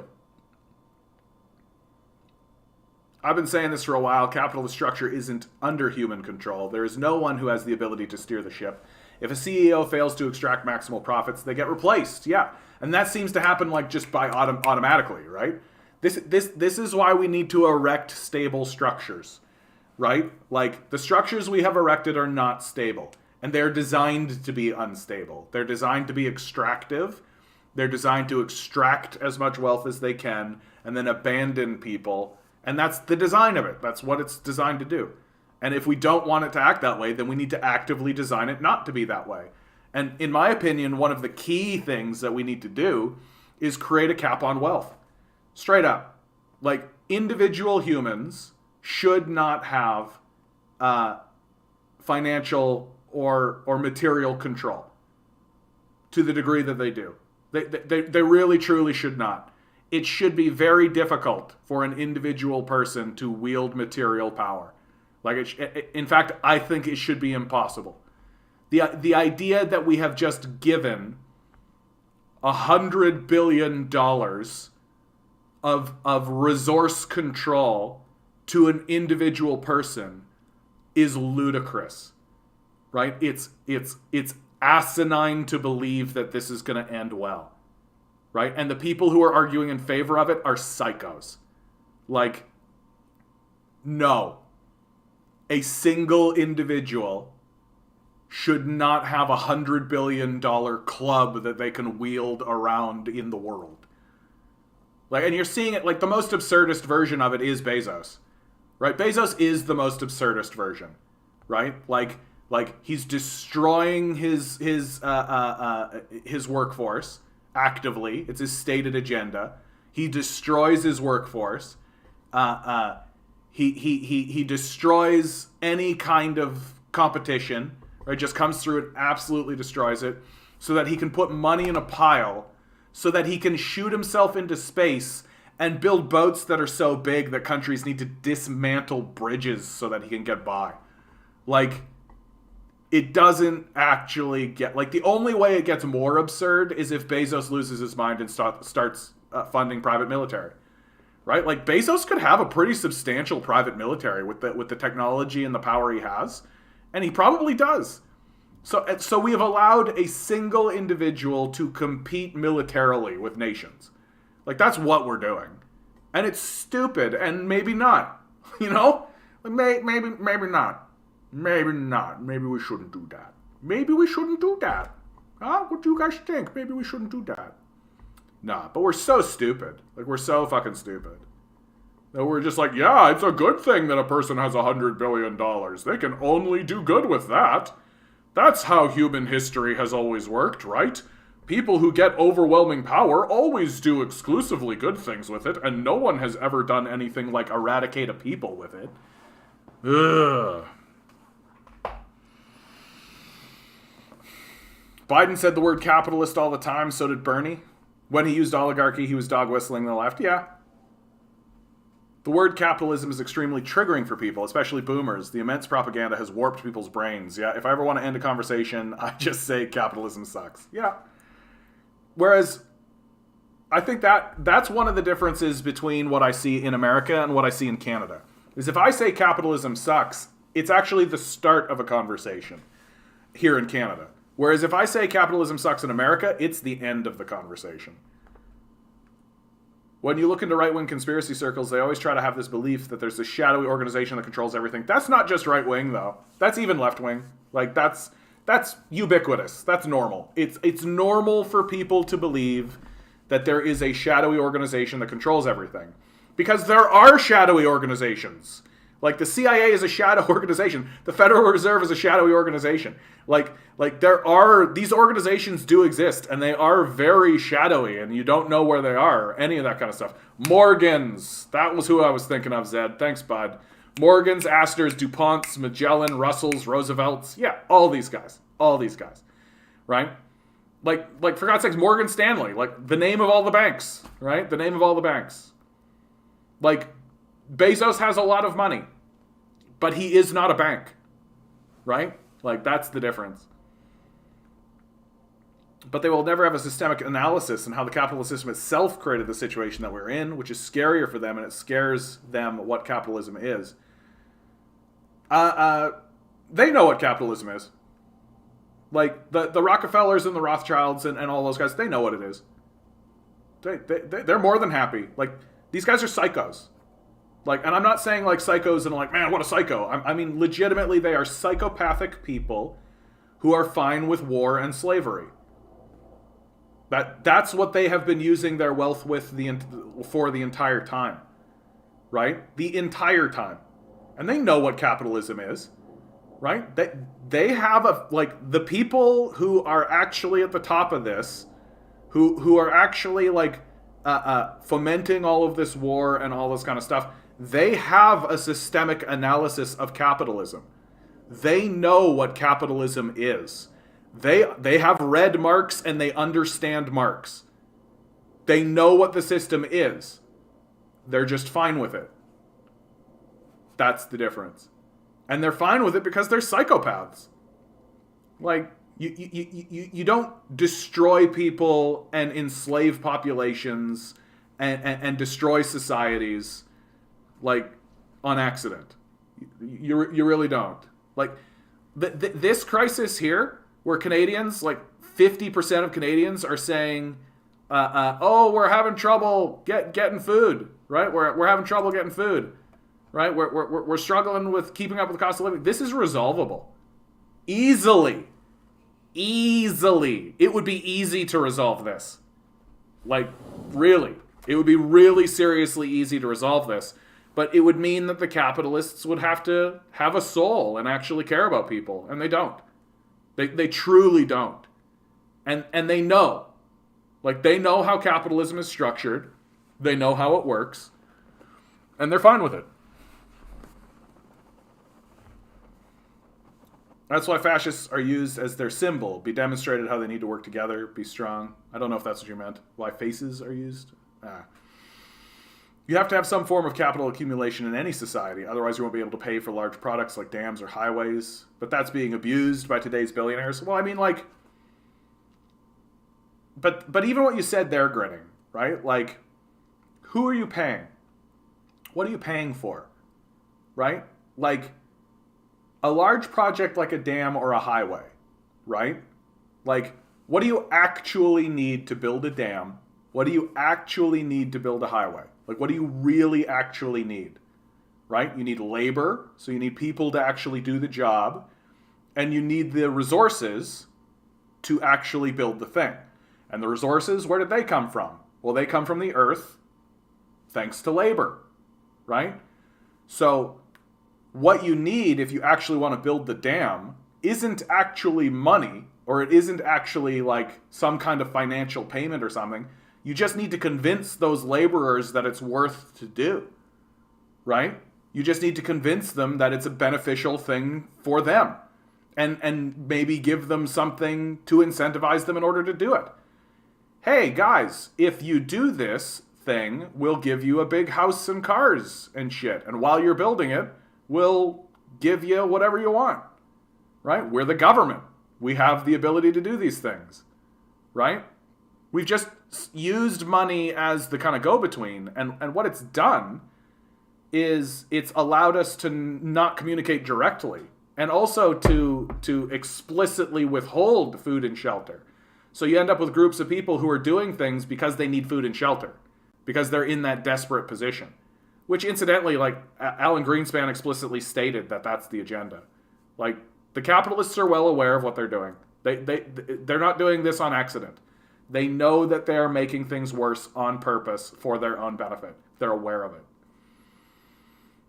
Musk argues that money is better in his hands than the government's because he knows better how to use it. Of course Musk does. Like, of course that's what Musk would say. That's just classic, like, Reaganomics, right? The government should get out of the way and all this kind of stuff. Because the billionaires are altruistic, right? Like, it's so incoherent. And it makes sense that Musk would make that argument because Musk has lost his mind, right? Like, he's a very stupid person to begin with. And the idea that we're just letting him have all this capital, like... He's obviously going to do stupid shit with it because he's stupid. Why do you think he tries to convince everybody that he's so super smart? Because he's stupid. Like, and I'm actually being deadly serious about this, guys. Elon Musk is below average intelligence. Like, I'm not saying he's stupid because he's stupid to call him names. I am saying that if you were to actually test this guy for intelligence, he would be below average. He's not a smart person. And you can figure it out by just listening to him talk. Right? Just listen to him talk. Like, go listen to the Joe Rogan podcast. And the entire time Joe Rogan is talking to Musk, he's like jerking Musk off the entire fucking time. Being like, whoa, yeah, wow, yeah, whoa. Fuck that. And just listen to Musk. And you're going to like sit there and be like, oh shit, yeah, this guy's stupid. Like, this guy's very dumb. He's got no one around him willing to check him. So anything he wants, he gets. Right? Because no one is willing to say no to him, right? He can pursue whatever agenda he wants. He can pursue whatever project he likes.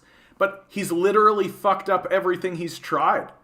Like, literally everything he's done has been a fuck up, right? Like that fucking tunnel that he built, right? He can't build trucks that don't blow up. Like, He keeps celebrating his like inventions, but they're like inventions that we've already invented decades earlier.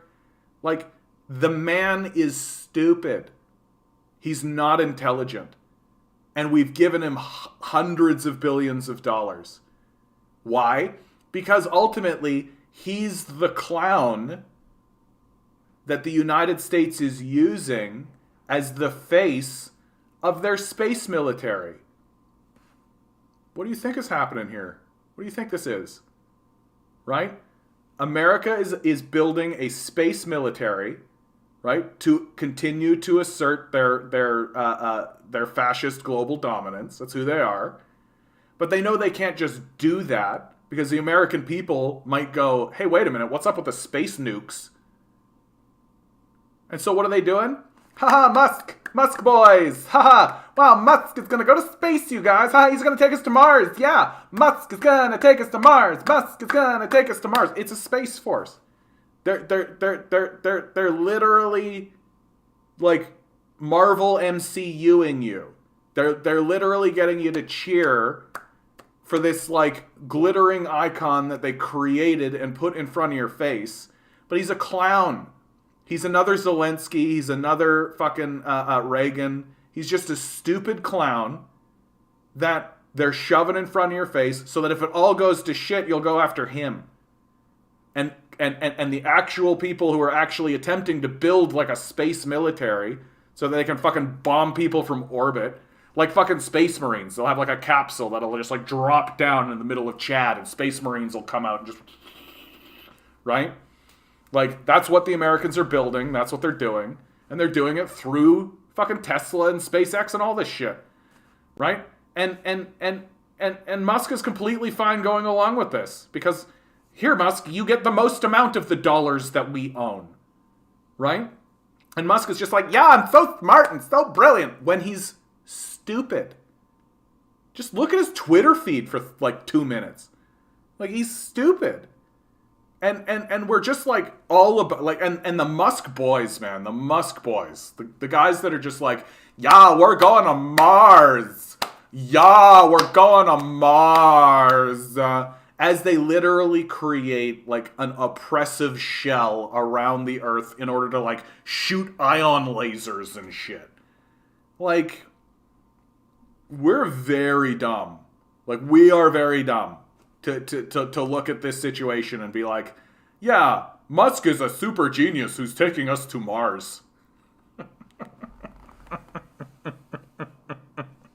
Even saying it out loud, right? Musk is a super smart guy who is gonna take us to Mars, you guys. We're actually going. Yeah.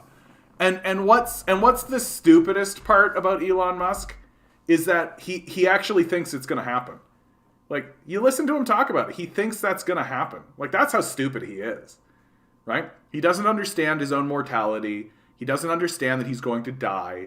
He's not coming to terms with it, right? He's going to get old and he's going to die and he's going to destroy a lot of shit around him while he does it. Because that's what babies do when they're confronted with reality. So, like,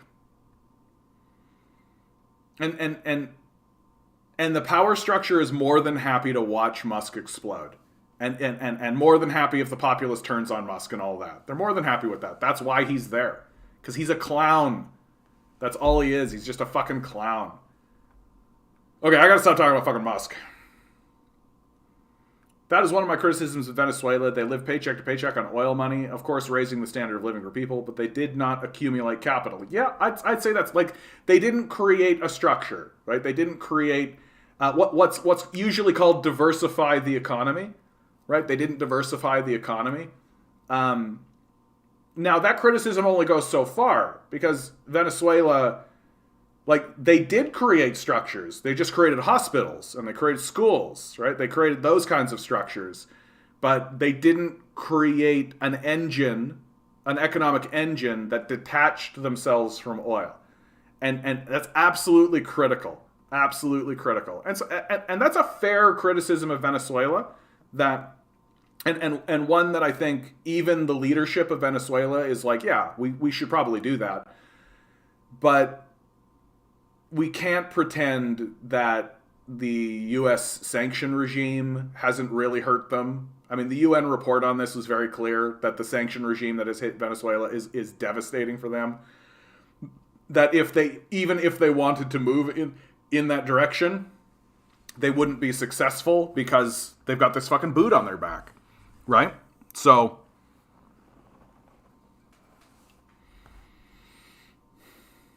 Thomas Jefferson was the great grandson of Edward III, King of England. Well, look at that. Edward III was the great grandson of Matilda, Holy Roman Empress and Queen of the Romans, who was daughter of Henry I and granddaughter of William the Conqueror, etc. Dengists don't understand Marx, though. Yes, they do, bud. You've been making a couple comments against Dengists. Dengists understand Marx. They do. Like, Deng was the leader of the Communist Party for like 20 years. The Dengist period was certainly controversial, even within China. Even within China, it was controversial what he was doing. Mao didn't necessarily agree with Deng's positions, right? There was a lot of talk that it was going to usher in the fall of the Communist Party, just like what happened with Stalin. But at the end of the day, the lesson that we learned from Deng is that the structure of the National People's Congress was more than, like, the baton was successfully passed. That Deng had a plan. And that plan was enacted as an amalgamation of Marxian principles with the reality of what's on the ground. Right? Like, this is something that the only critique I've ever heard of Marx's work that I think has any veracity whatsoever is that Marx didn't really have solutions. Right? Marx was an excellent critic. An excellent critic. But it's like what happens in the arts all the time. You can have excellent critics who you trust, who when they turn around and attempt to make their own art, can't. Right? That, like, if Siskel and Ebert, critics throughout like the 90s and 80s that we all paid attention to, if they turned around and made a movie, it would probably suck. Right? Because their skill is criticism and deconstruction. Their skill is not building something, right? And so the Maoist period is largely just building the security base of the Chinese people with the Chinese Communist Party, right? Mao was a general. Mao was a warrior, for sure. Right? Like, he was fighting conflicts directly within his borders in order to amalgamate and formate. And then Mao's Great Leap Forward was an attempt to industrialize the nation very quickly, right? So big projects in order to get the society, like, Mao himself described China's economy as backwards, right? And so that he was attempting to get China to a place where it could be stable and a decent place to live from the outset. Not necessarily rich. Just like, let's get over this excruciating, grinding poverty, right? And so when Mao's period comes to an end, because as they all do, right, he ends being a very successful military leader and creating stability across China, right? Like that's his major contribution and his major success to the communist project for sure. And he passes the baton over to Deng, who incidentally Mao disagreed with Deng on lots of things, right? But he still honored the structure that they had all put up, right? The National People's Congress passed the baton over to Deng, and Deng began opening markets to foreign powers with the idea that, well, the wealth will come in, we'll learn from the capitalists, we'll get wealth into our society, let some people get rich first, right? With the idea that as this process moves forward, we'll begin smoothing and evening things out using Marxian principles. And Deng justifies this by simply saying, like, look, we have to interact with the world as it is, not how we would like it to be. And it's all well and good for us to insist of ourselves that we are Marxists and we are socialists on this journey towards communists, and that's what we are doing. But to expect it of everyone else is beyond our control and a touch delusional. And if we're going to do that, then we need to talk to them on their terms and come to grips with that. And so he allows foreign markets and our foreigners and foreign influence in. And of course, the Western response to this is, aha, we've done it. We did exactly to China what we did to the Soviet Union, right? That Stalin's dead, and now we're dealing with like Gorbachev and Khrushchev and Yeltsin and all these guys. And so now China will become neoliberal, and eventually the National People's Congress will collapse, the Communist Party will collapse, and the whole thing will have like a king, just like Putin is a king, right? And we'll be able to deal with it on those terms instead of how it is. But that's not what happened. Why? Because the structure of the National People's Congress itself is stronger than the neoliberal influence.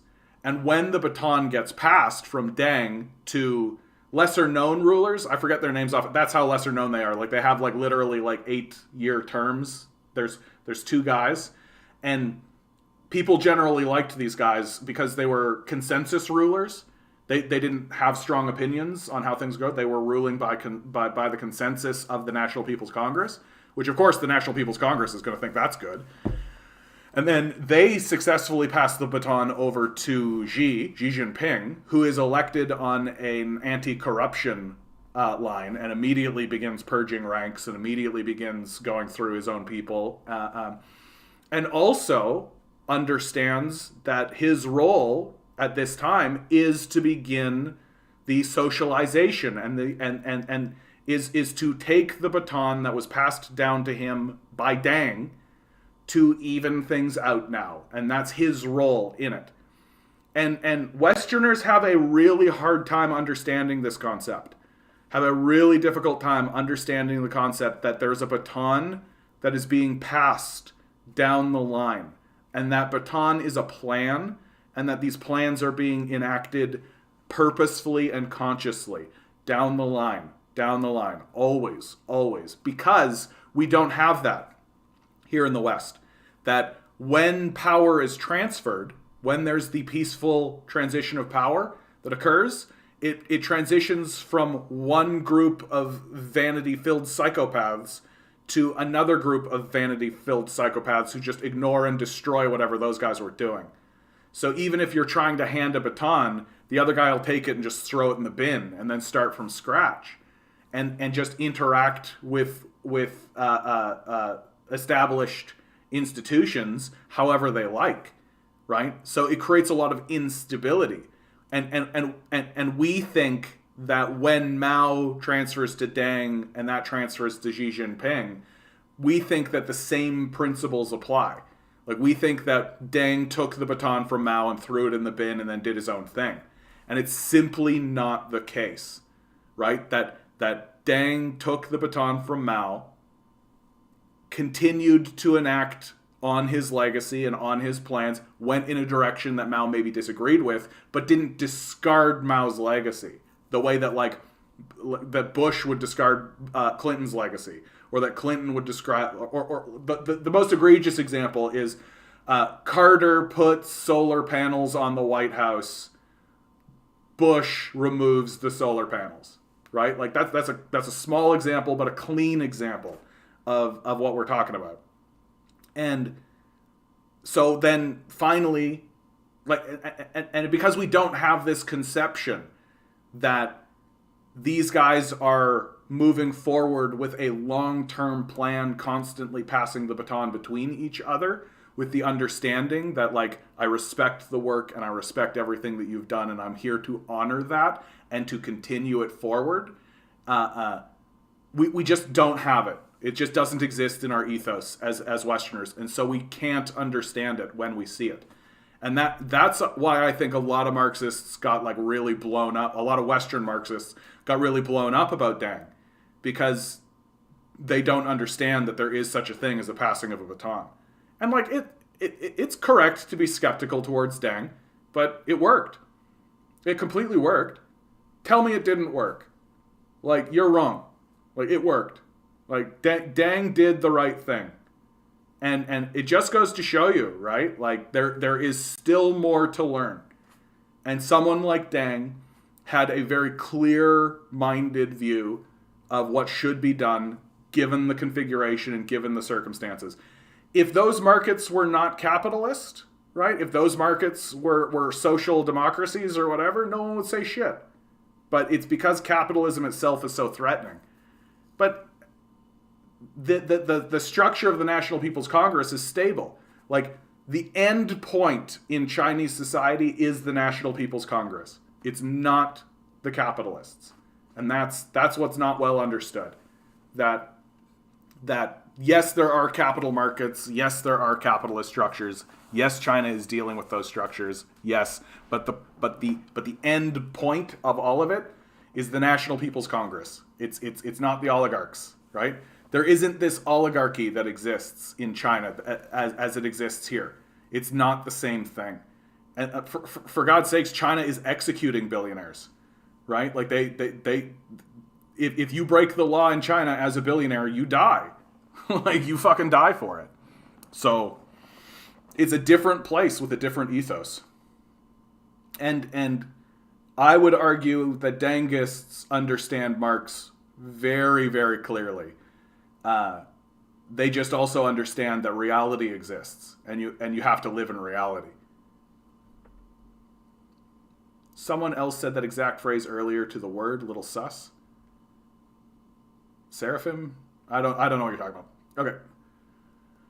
I actually had a debate on this topic with my economic professor today. He flat out said that if you give people stuff, it will make them lazy. Look at Venezuela and the oil crisis. Yeah, this is why economists are embarrassing, right? They're just embarrassing. Like, they're not living in reality. Western economists are just priests of an ideology that is dying. That is really the case. That like neoliberal economics and austerian economics has overwhelmed the pursuit, and so you've just ended up with a bunch of like losers who don't know anything about the subject. Like, and I think that's fundamentally true. Like, if you are an economics professor at Harvard, at Berkeley, Oxford, the Chicago school for sure, where Milton Friedman was, right? I genuinely think you're actually illiterate. Like, actually. Because for the last 40 years, we have been espousing this religious ideology and pretending that it's economics. And this problem goes so deep that you actually have... like, even if we cleared all these guys out, well, they have trained the next generation, right? So we actually do need to start at the bottom and move back up, because the entire industry is just filled with these religious ideologues who pretend like they're economists, like, and they're not.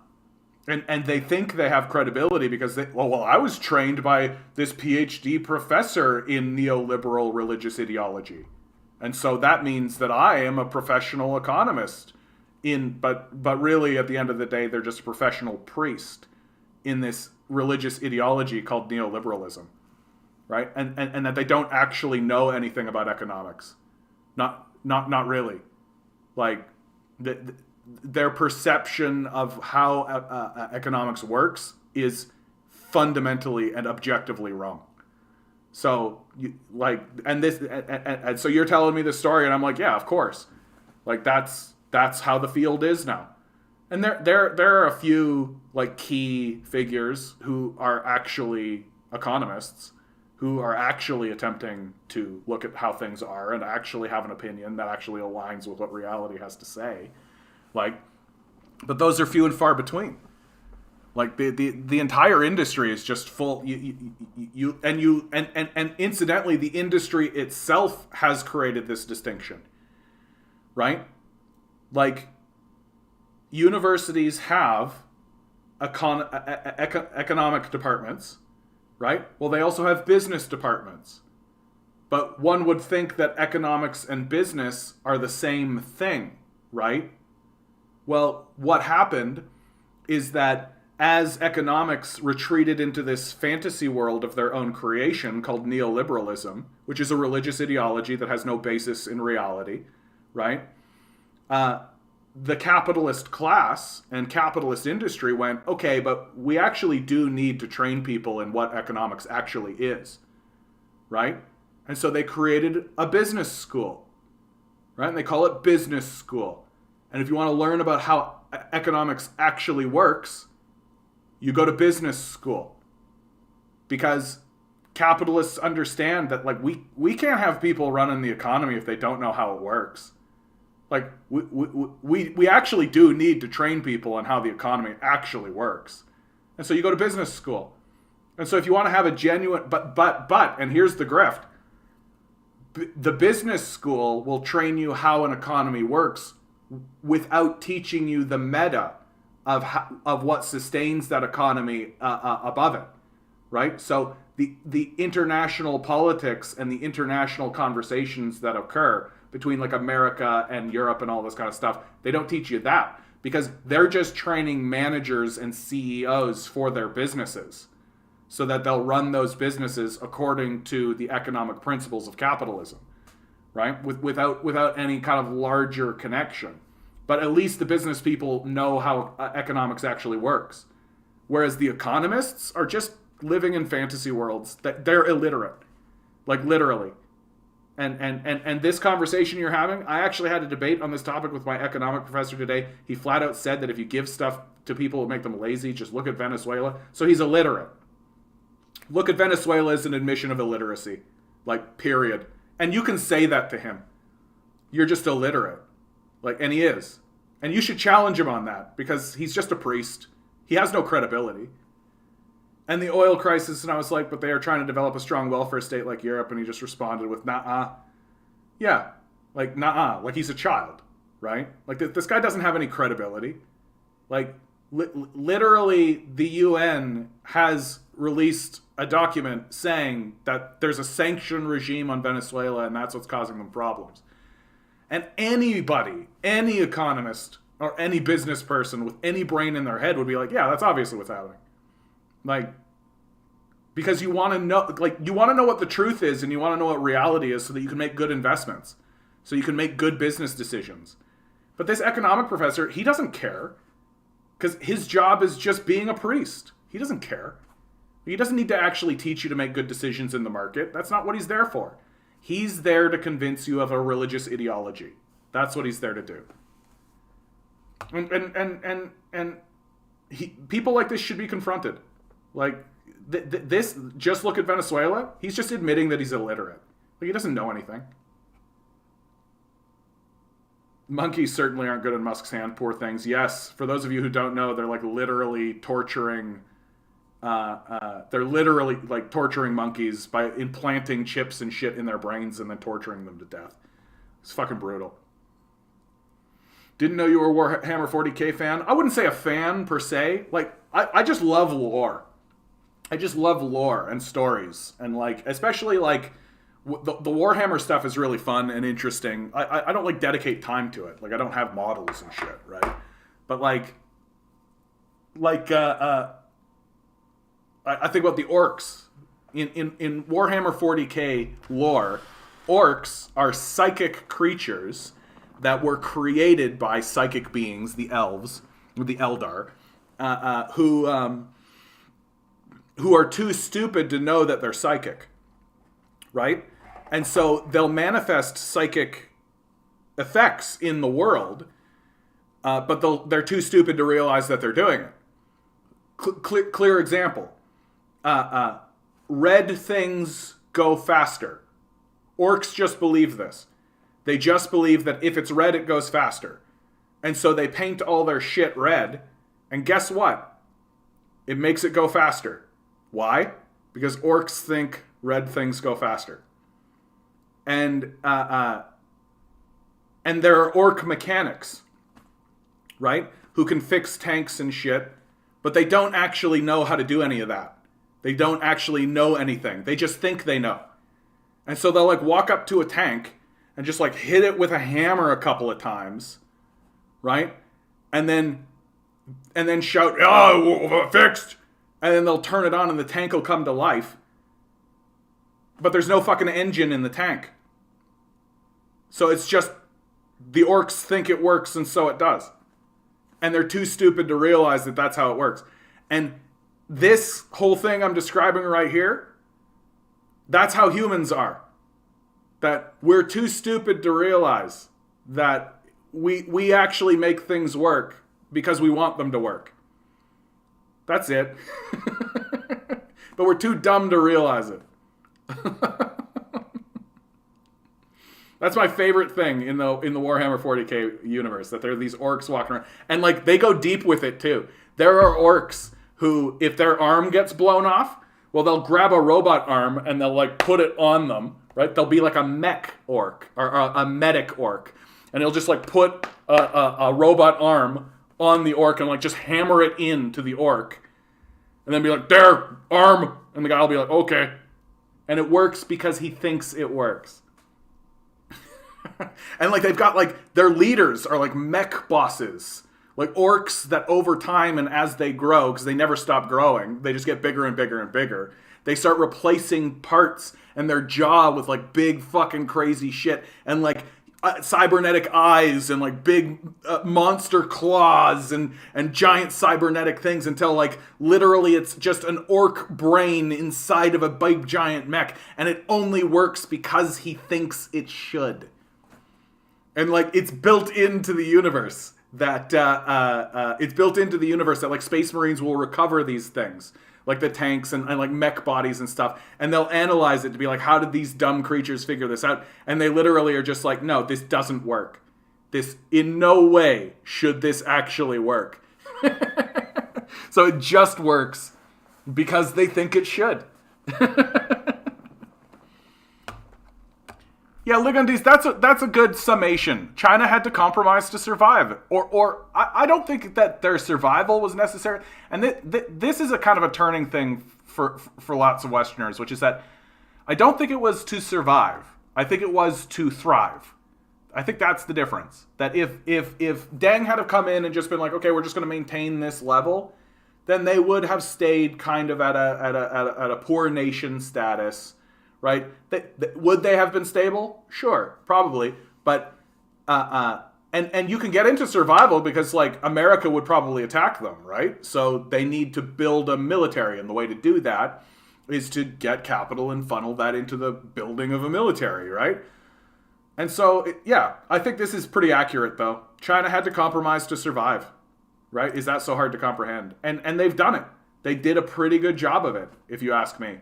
And now they're going through the process of smoothing out what Deng did, as Deng said, right? It's not like Deng got into power and, like, betrayed everybody, right? Is what he's doing controversial? Yeah. Controversial certainly amongst Marxists. And finally, I land on this point in regards to China and Deng and all of this. It really is more likely the case that the people who are actually enacting socialism and communism and who are fighting and moving forward and building institutions within their society in a post-revolution or an ongoing revolutionary society, those people probably know more about what communism is than we do, right? I think that's really what it lands on. That, like, here are people who are using the principles of Marxism in an attempt to build a stable society and are doing so, and chances are good they know more about the subject than we do. I think that's fair to say. Like, straight up. And I worry sometimes that some of our Western chauvinism and our Western arrogance comes into the conversation. And I'm not accusing that of you, by the way, anybody out there who is challenging me on this. But I am saying that I get concerned that comes into the conversation.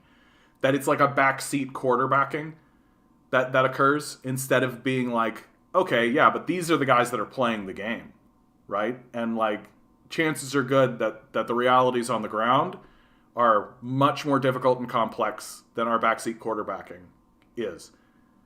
Yeah, Deng saw that the Chinese economy needed to heat up a little bit, so he threw a log in the fire.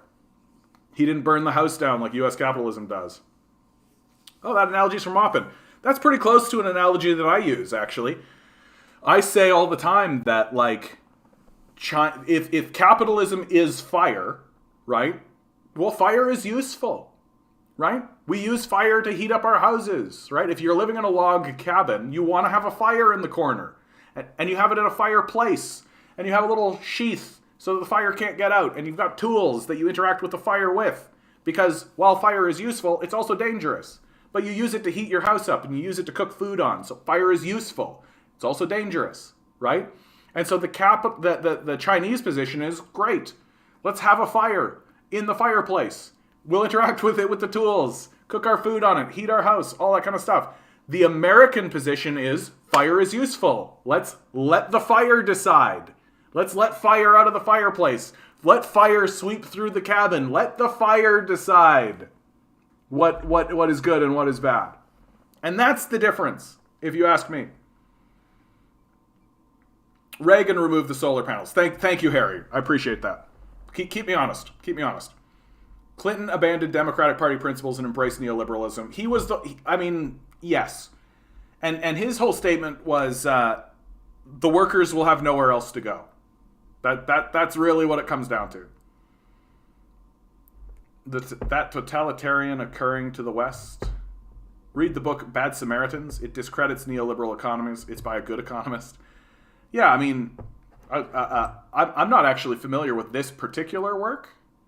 Come on. Bad Samaritans. Come on. Oh my God. Oh! Bad Samaritan. There it is. Because, like, Hajun Chang. Oh, there you go. It's only a matter of time until somebody actually makes, like, a seminal work. And this could be it, for all I know. Until someone makes a seminal work that actually discredits neoliberalism systematically. Like, I have come to this discrediting of neoliberalism by piecing together a lot of shit. And I haven't been able to do that because I've been fucking getting reamed by capital this whole time. But it is only a matter of time until someone stands up, and maybe this is the book that stands up and is just like, yeah, there's no mathematical basis for this. There's no logical rationale behind it. Neoliberal economics is an extraction of wealth out of the populace and a shipping it offshore. That's what it is. And it shouldn't be taken seriously any other way. Incidentally, here's this picture of Chrystia Freeland standing with a Nazi flag. There's John Tory. Just so you know. There's John Tory. Right? Yeah, and people like Richard Wolff are viewed as insane person. Exactly. Like it's crazy to me. Everyday Canada needs a basic income more and more. I mean, Matthias, yeah. Like, I mean, just as an emergency measure more than anything. I don't play, but I enjoy reading the lore because it's hilarious. Yes, Warhammer 40K. Like, once you realize that it's not serious, that's the big mistake that people make. That people think that when they read it, it's serious. And so they get a little like, about it, but it's not. It's a parody. Like, once you understand that it's satire or a parody of empire societies, then it becomes hilarious, right? Because in Warhammer 40K, everyone is just overwrought, right? The Space Marines are just like, for the Emperor! Oh! These disgusting heretics must flee before the might of the Space Marine army. And like once you understand that that's not serious, that they're not actually like, yeah, Space Marines, all that the fans of this are not sitting there going like, yeah, the Empire, for the glory of the Empire, or any of that, but rather that these people are parodies, and that the whole thing is just an aggressive parody of itself, then it becomes really good. Yes, exactly. The orcs are actually spores, yeah, and once orcs infest a planet, you can never get rid of them. I really like the Guevesta from the Tau faction because it really speaks to the current propaganda warfare we face. Yes, and the Tau were the perfect addition into this because the Tau are naive. That's what makes them so brilliant in all of this lore. Like the Eldar and the Chaos Space Marines and the Space Marines and the Imperium and all of this, like these guys are not naive. They have bought into the idea of a permanent, ongoing, forever war, right? Where they are constantly at war with one another and they view everyone around them as their enemies. Whereas the Tau still believes that there is such a thing as diplomacy in intergalactic politics, which blows up in their face in huge ways all the time. And that's essentially the but for them. Like as you read the Tau stuff, you know they get betrayed, right? Like and betrayed in huge ways, by the way. Like not like little subtle shit. Like literally, like we took this delegation of Tau you gave us and we turned them into chaos monsters. And then when you come to confront us, we're actually just going to kidnap all your citizens. Like that kind of shit.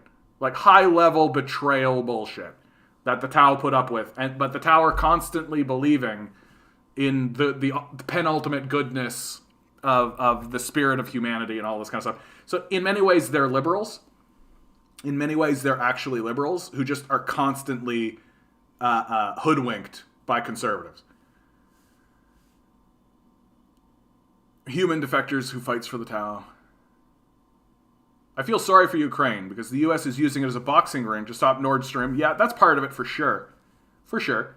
Cuba has more sovereignty than the EU and they'll end up paying 3 times as much for gas. Yeah, all of that is true, dude. Hey, Stannis, how you doing, bud?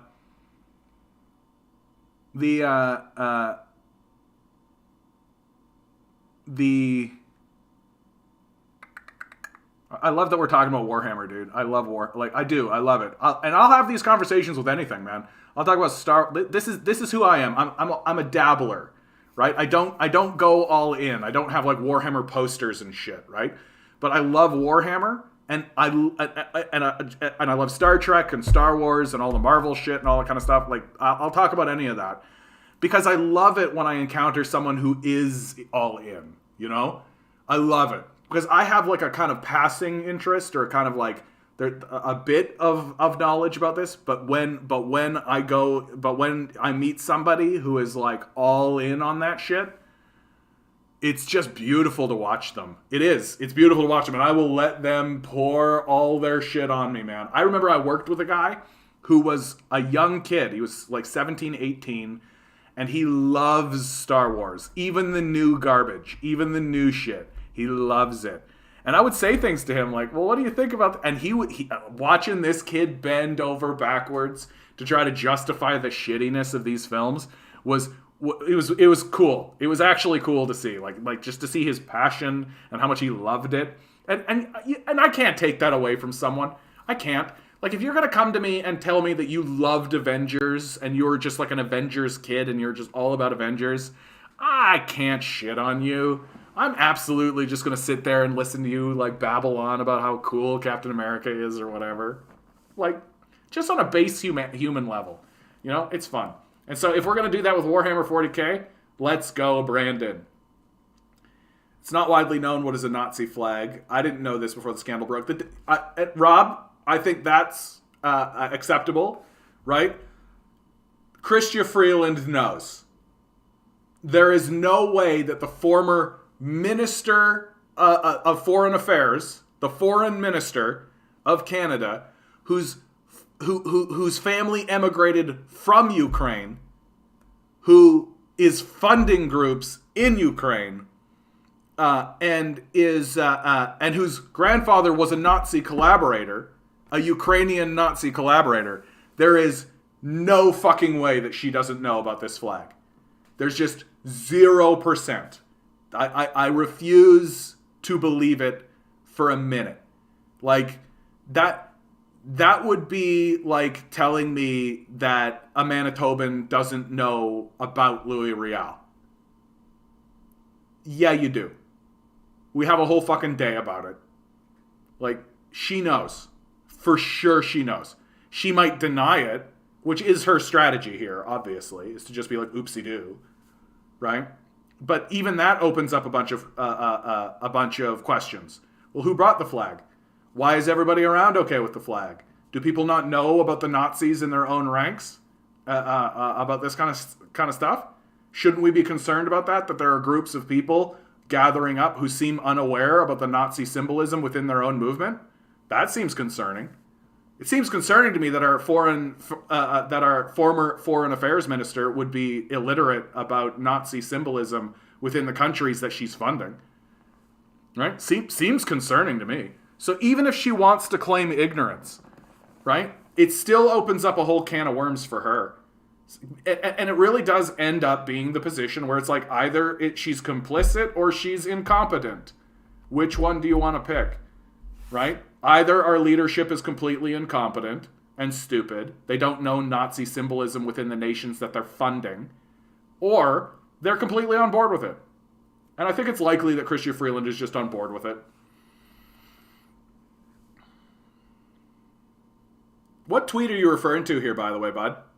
I'm proud of this tweet of mine. Did it get deleted? It might not have made it through, bud. So just repaste it. To be frank, I think that Warhammer 40k went full on serious about its parody at one point, or at least that's what I was told. Yeah, I think that's probably likely. I think a lot of the new stuff gets really serious. Like, I've seen some video work, like people making like short videos and stuff like this, that I'm like, oh yeah, these guys think this is actually cool. And that makes a certain type of sense. Like, it makes sense to me that Nazis would eventually come to love the parody of Nazism, which is something that happens to Nazis, man. They watch parodies of Nazism and they're like, yeah, this is great. To be frank, I sometimes think about A Song of Ice and Fire and Star Wars for long times, of course. Dude, what they did in Season 8 was a betrayal. Just a betrayal. Just a fucking total shit fuck you to everybody. They didn't even try. Also, I like how the Star Wars prequel trilogy is literally a democracy turning into a fascist dictatorship. Yeah. Separatists are literally corporatist overlords. Yeah. Well, I mean, knowing when Lucas came out and actually admitted that the original Star Wars trilogy was the Vietnamese fighting against the American Empire, like, he came out and admitted it straight out. That really makes me go back and take a look at those prequels a little bit differently and try to look at them a little. Like, I don't think they were successful in terms of their entertainment value, but as vehicles for political commentary, they become more interesting, even though they're not successful. Like, the original prequel, like, didn't really work. Like, not the original prequel, the prequel. You fucking guys know what I mean. They didn't work as art. You know? They weren't successful. Read my tweet blocks. I don't know what tweet you're talking about, bud. I'm sorry. I would like to, but I don't know where it is. I don't think it made it, bud. Did I skip over it? If you could repaste it, I'm totally in. People have no idea about the history of Ukraine. They're connected to the alt-right. Yeah. No, of course. And nor should they. Like, well, it's understandable that they wouldn't. That's the best way to say it. Right? Like, but what blows me away is that everybody, instead of being like, what's going on in Ukraine? Russia invades Ukraine. What's going on in Ukraine? Instead of that, it's all just like, stand with Ukraine! Like, okay, what's going on in Ukraine? Like, that's the question that I wish we were reaching for. I'm so proud of it, even though I did, and it blew up. Oh my goodness. Yeah, dude, I want to know more about this. No, it's not showing, bud. It's not showing. Here, where can I find it? Twitter?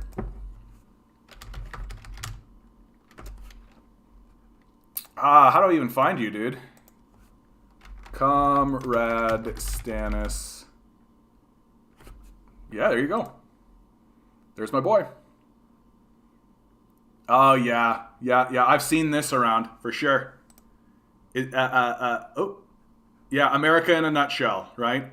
Stand with Ukraine. Literal, like, tents. Homeless people living in tents. For sure, dude. I've seen that floating around. Yeah, good for you, bud. Glad that blows up for you, man. I don't really do Twitter. Like, I put my shit on Twitter, but I don't really do Twitter, so I never expect it to blow up or anything. I don't... Twitter to me seems very, like, it's very abstract. Like, it's a lot more abstract in my perception. Yeah, dude. This pic, you know what, man? Let's open this image in a new tab. Let's go. Like, dead on the money, bud. Dead on the money. I've read some of the Horus series, interesting, but like Wheel of Time, I get bored. Around 8 books in. Well, Wheel of Time especially was so, like... Wheel of Time was just, like... Obviously, he wrote a book. And they said to him, hey, let's make it a trilogy. And so he was like, cool. And he, like, ripped out the back page of the book. And then just, like, wrote an ending so that he could keep the story going. And then he got to the end of the trilogy. Which was still pretty decent, right? Still pretty decent. And they said, oh man, this is really blowing up. We're going to give you a 12-book deal. And he said, great. And he tore out the back page of the 3rd book, the end of the trilogy, and just like wrote just to continue it. And then it's pretty clear that book 4 and 5, he didn't really know where to go. Like, pretty clear. Like, book 4 and 5 are boring. Straight up. Like, they were not good. And then I'm told by people who continue down that, like, book 6 starts to pick up. And then he dies, and Brandon Sanderson finishes the series, and people are like, yeah, he was good. Brandon Sanderson did a good job of it. Yeah, and I'm like, yeah, okay, but because these books are, like, this big. Like, they're not little. They're tomes, right? And they're just, like, constantly... And it's pretty clear, even at the time, even when I was, like, reading them, I was like, this is the end of the trilogy. Like, this is it. It's over here, for sure. And then, like, literally, like... And then the Dark Lord came out of the body. And I'm like, oh yeah, okay. Like, just like continuing the story. Because, 12-book deal, bud. I would say yes. Like, I'm not mad. But just like, that's what happened. Oh. SpongeBob tweet. SpongeBob tweet. Okay. Is it a picture? Oh, here you go. Okay, here we go. This is what Comrade is losing his mind about, so let's do it. I don't like post-Soviet Russia. Then why did you ask for it? Yeah, dude. I'm seeing this formation of this meme float around. Like, I don't like post-Soviet Russia. Then why did you ask for it? Bro.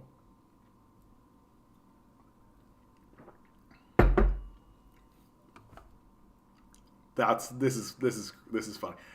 I don't know nearly enough about the Georgian conflict, by the way. People keep referring to the Georgian conflict and trying to condemn Putin for it and all that kind of stuff, but I don't know enough about it.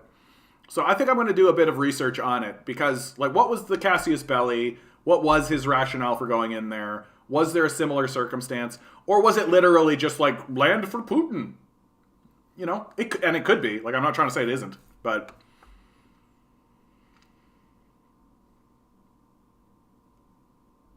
the best description of Warhammer 40k universe I've seen is that you allied yourself with the Nazi in order to fight Cthulhu. Yes.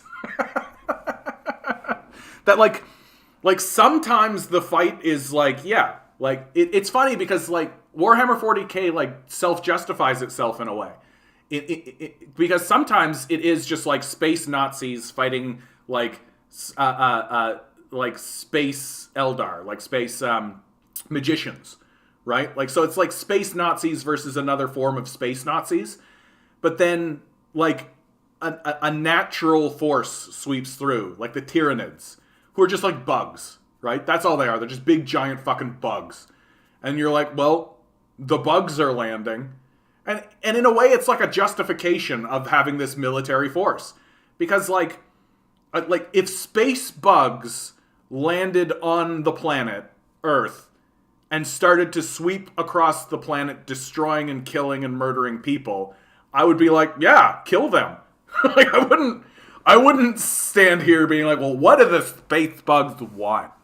I for sure would be like, no, we gotta kill these guys. Like, this has gotta happen.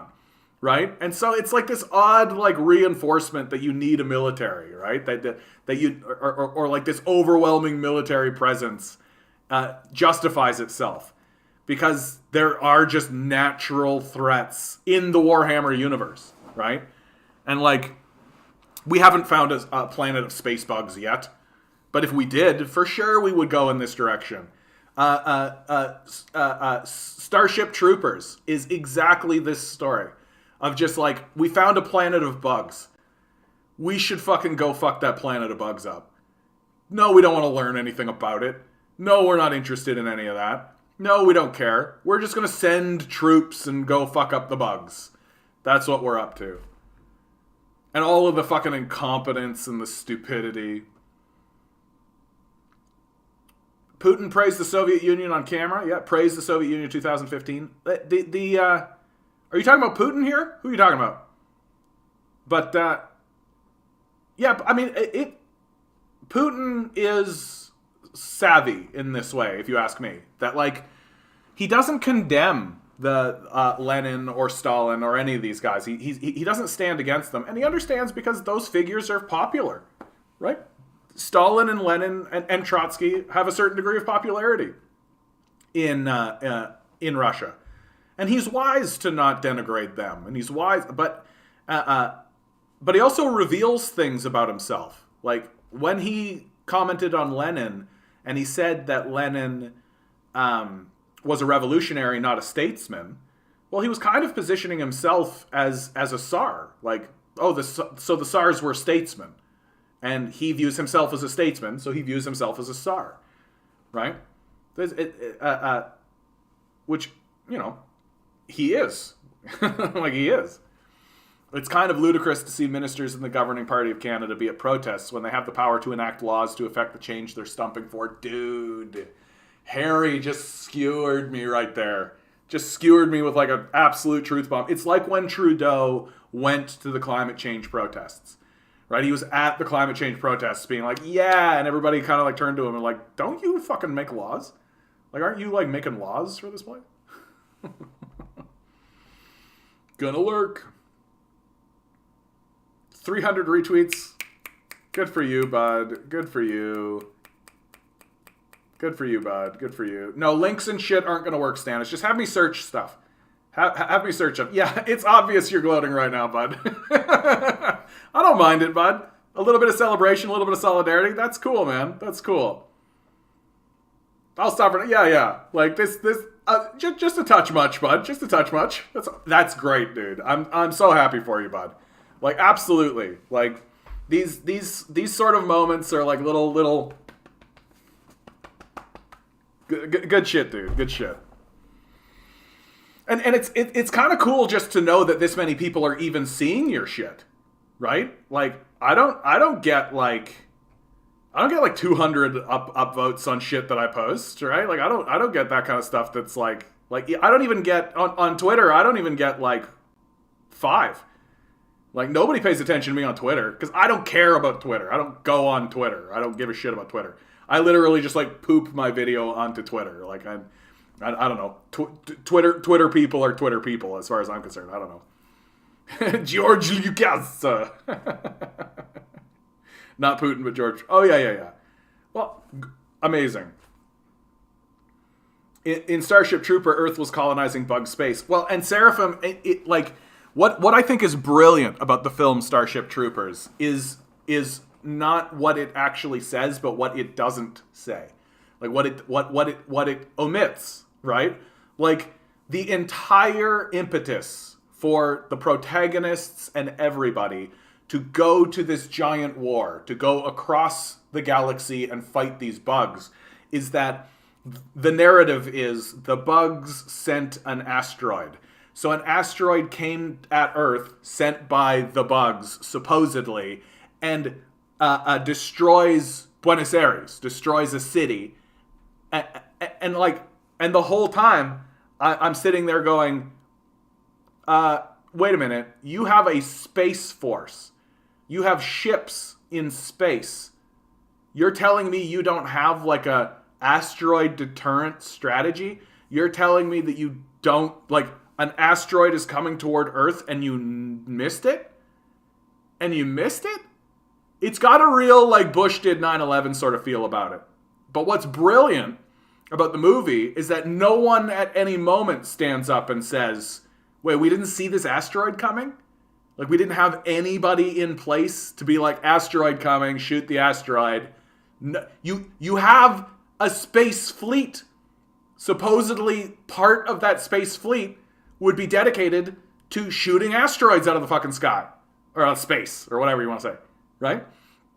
They just don't. And then no question of it, no concern, no anything. The asteroid hits Buenos Aires, and everybody just goes, to war! No questioning of the higher-ups, no questioning of any of that kind of shit. And immediately it becomes obvious that the military leadership is incompetent. That the humans lose badly their first conflict with these bugs because it's incredibly clear that they have no strategy. They have no ideas. They don't know what they're doing. They literally land and just walk towards the bugs thinking, yeah, we'll just shoot the bugs. We'll just shoot the bugs. That's literally what they did. And of course it fails because the bugs are bigger, stronger, more powerful, and are on home territory. So they just, like, the humans just get rolled, right? Take massive casualties, massive losses. And it's only after, and like, the military leadership is so incompetent that they don't even know that the bugs have the capacity to shoot spaceships out of the sky. Right? So they didn't do any exploratory research. They didn't find anything out about these bugs. They didn't learn anything about them at all. They didn't even know the bugs could shoot up. Like, they didn't know anything about these things before they did a full-scale invasion with no strategy other than just throw people at them.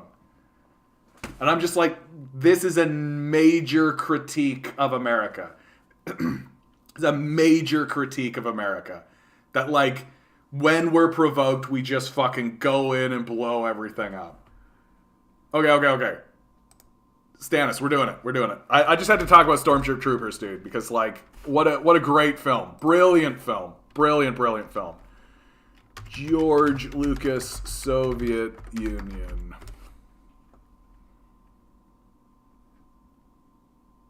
Soviet film. Is this the one, bud? Is this it? Just let me know. Yes, no. 1, 2, 1, 2. Number 1. Number 2. Number 1. Number 2. The Space Marines sound like the Republican Space Rangers from Grand Theft Auto placed into the real world. But I do like movies. I love movies. And I know a lot of movies aren't popular.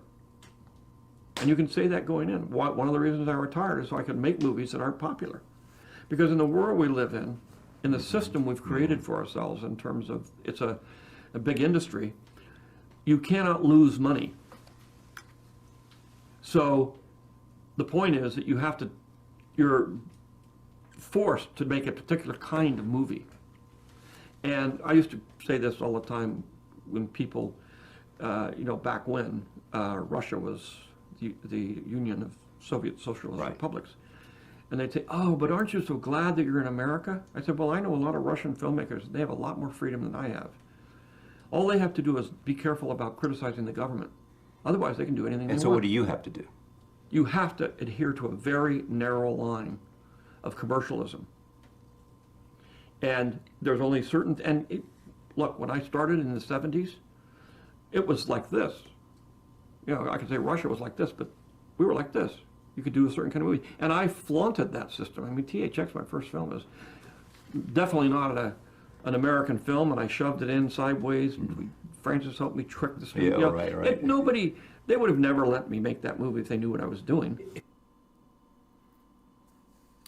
Interesting shit coming out of Lucas, right? Interesting shit coming out of Lucas. I should pay more attention to what George Lucas is making now, honestly. George Lucas, Biblia. Like, what's his newest stuff? What's he funding these days? Because, like, for real, like, if this is the way he's talking now, because, like, 2015, Strange Magic, his first musical, produced at Skywalker Ranch. Okay. A fifth installment of Indiana Jones.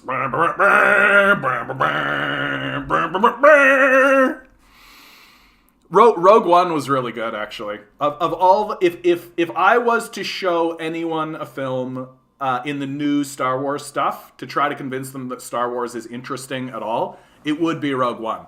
Like, Rogue One it's formulaic in a way, and it's got its own kind of pitfalls in terms of storytelling, but at the end of the day, like, the shots that they did were actually genuinely beautiful. Like, I really believed that I was in a universe. I really believed that I was in this world that was real. And there's a lot of, like, coincidence storytelling. Like, it just so happens that's kind of storytelling that exists in Rogue One. But in terms of, like, the characters are good, the story is fairly clean, the objectives are very straightforward and obvious, the protagonist is personally tied to what's going on. But really the thing that sells me the most is that it's actually a very beautiful film. Like, it's just very pretty to look at. And it's not like the newest Star Wars trilogy was very gaudy. It was just very gaudy, and everything was like just do what they did in the first trilogy, but more. So it was just like Christmas tree lights blinking in your face gaudy. Rogue One was not like that. It was very subtle, understated. Every shot was clearly, like, placed and very, very pretty film. Very pretty film. And I'm more than willing to recommend a film just on that principle alone. That it's beautiful. Like, it's beautiful to see. I think that way about Batman Returns. Like, Batman Returns, the story is not that great. Like, the storytelling isn't that good, which is always Tim Burton's big flaw.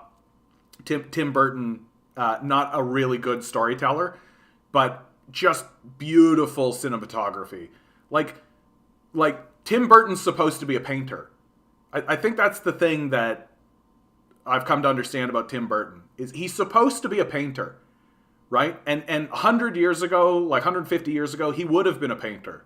He would have made paintings that people would be raving about. There would have been, like, the Burton, like the Burton anthology. There would have been a Burton era. This is very Burton-esque, like that kind of shit. But the film industry took over, and so this painter gets involved in film, and people really love his shit. Not because he's a good storyteller, because he's not really, but because he has such a beautiful eye. And it's so unique and a kilter to what we typically and normally see. And I think Rogue One captures that. And I think like Batman Returns really captures that. Every shot in Batman Returns is a poster. Every shot in Batman Returns, including like really low level basic shit. Just like Chris Walken's standing in front of mics. Just like an easy shot like that that's normal, and you look at it and you're like, God, it's beautiful. It's beautiful. Every shot. You could pause every shot in Batman Returns, and print it, put it on your wall. It's beautiful. George Lucas is also a friend of Soviet filmmakers. Star Wars original trilogy, partially based off the Soviet trilogy films of the 1950s. He only funded a housing development for poor people. New films never panned out. In fact, he used all the proceeds from the Disney purchase and gave it to a housing development specifically made to house homeless people near where he lived. Look at that shit. I'm hogging all the comments because I don't have much time on my hands, but I do enjoy your content so far. I've worked other things to do. See you later, comrade, but I'm glad that you popped in. This little deviation into Lucas land is exactly what my consciousness needed right now. World is too intense, man. Let's talk about some fluffy shit. Even if it is like loosely connected to what we're talking about. Yeah, it looks like he's kind of just retired, honestly. Lucas met with, he's not really actually funding, but like, it would be cool to find out if he's funding filmmakers. Like, what kind of films does this guy want to make now? What kind of films does this guy want to make now? This is kind of what I talk about with like we talk about someone like George Lucas as if he's like gone. And he's like, not really, he's still here. And I think about that like with like Britney Spears. Britney Spears is a good example of this, where like, here is somebody who is producing art because she had to, and because her, because of the relationship she had with her father, this creepy kind of slave relationship that her father had tied her into, this conservatorship. But now she's free of it, right? And so now I'm like, okay, hold on a minute. Britney can do what she wants now. What's Britney gonna do? Has Britney been doing anything? Let's find out. I know, guys, this is the riveting shit that you all tune in to watch. Right? Like, what's Britney Spears up to? No. Come on. No. Britney Spears Wikipedia. Come on. This is what I care about. Like, and the reason why I think this is actually cool and important to pay attention to is popular artists can actually end up funding initiatives that become very prominent. Lucille Ball, for example. Lucille Ball was absolutely crucial in the funding of Star Trek. That she actually was the financial backing for the show Star Trek. And we all know what happened with Star Trek. It's blown up. It's become a big phenomenon, right? And it's telling that the capitalist death cult doesn't understand why Star Trek was popular, doesn't understand how to replicate it, and their attempts to replicate it, like the new Star Trek movies are dreck. They're total bullshit. And like complete subversions of what made the original Star Trek movies good. And like Star Trek Discovery and Picard are just bullshit. They're just more vomit out pew pew laser bullshit. There's no actual genuine conversations about morality and conflict and when things are right or true or any of that kind of stuff that existed in the original series in Star Trek: The Next Generation or Deep Space Nine.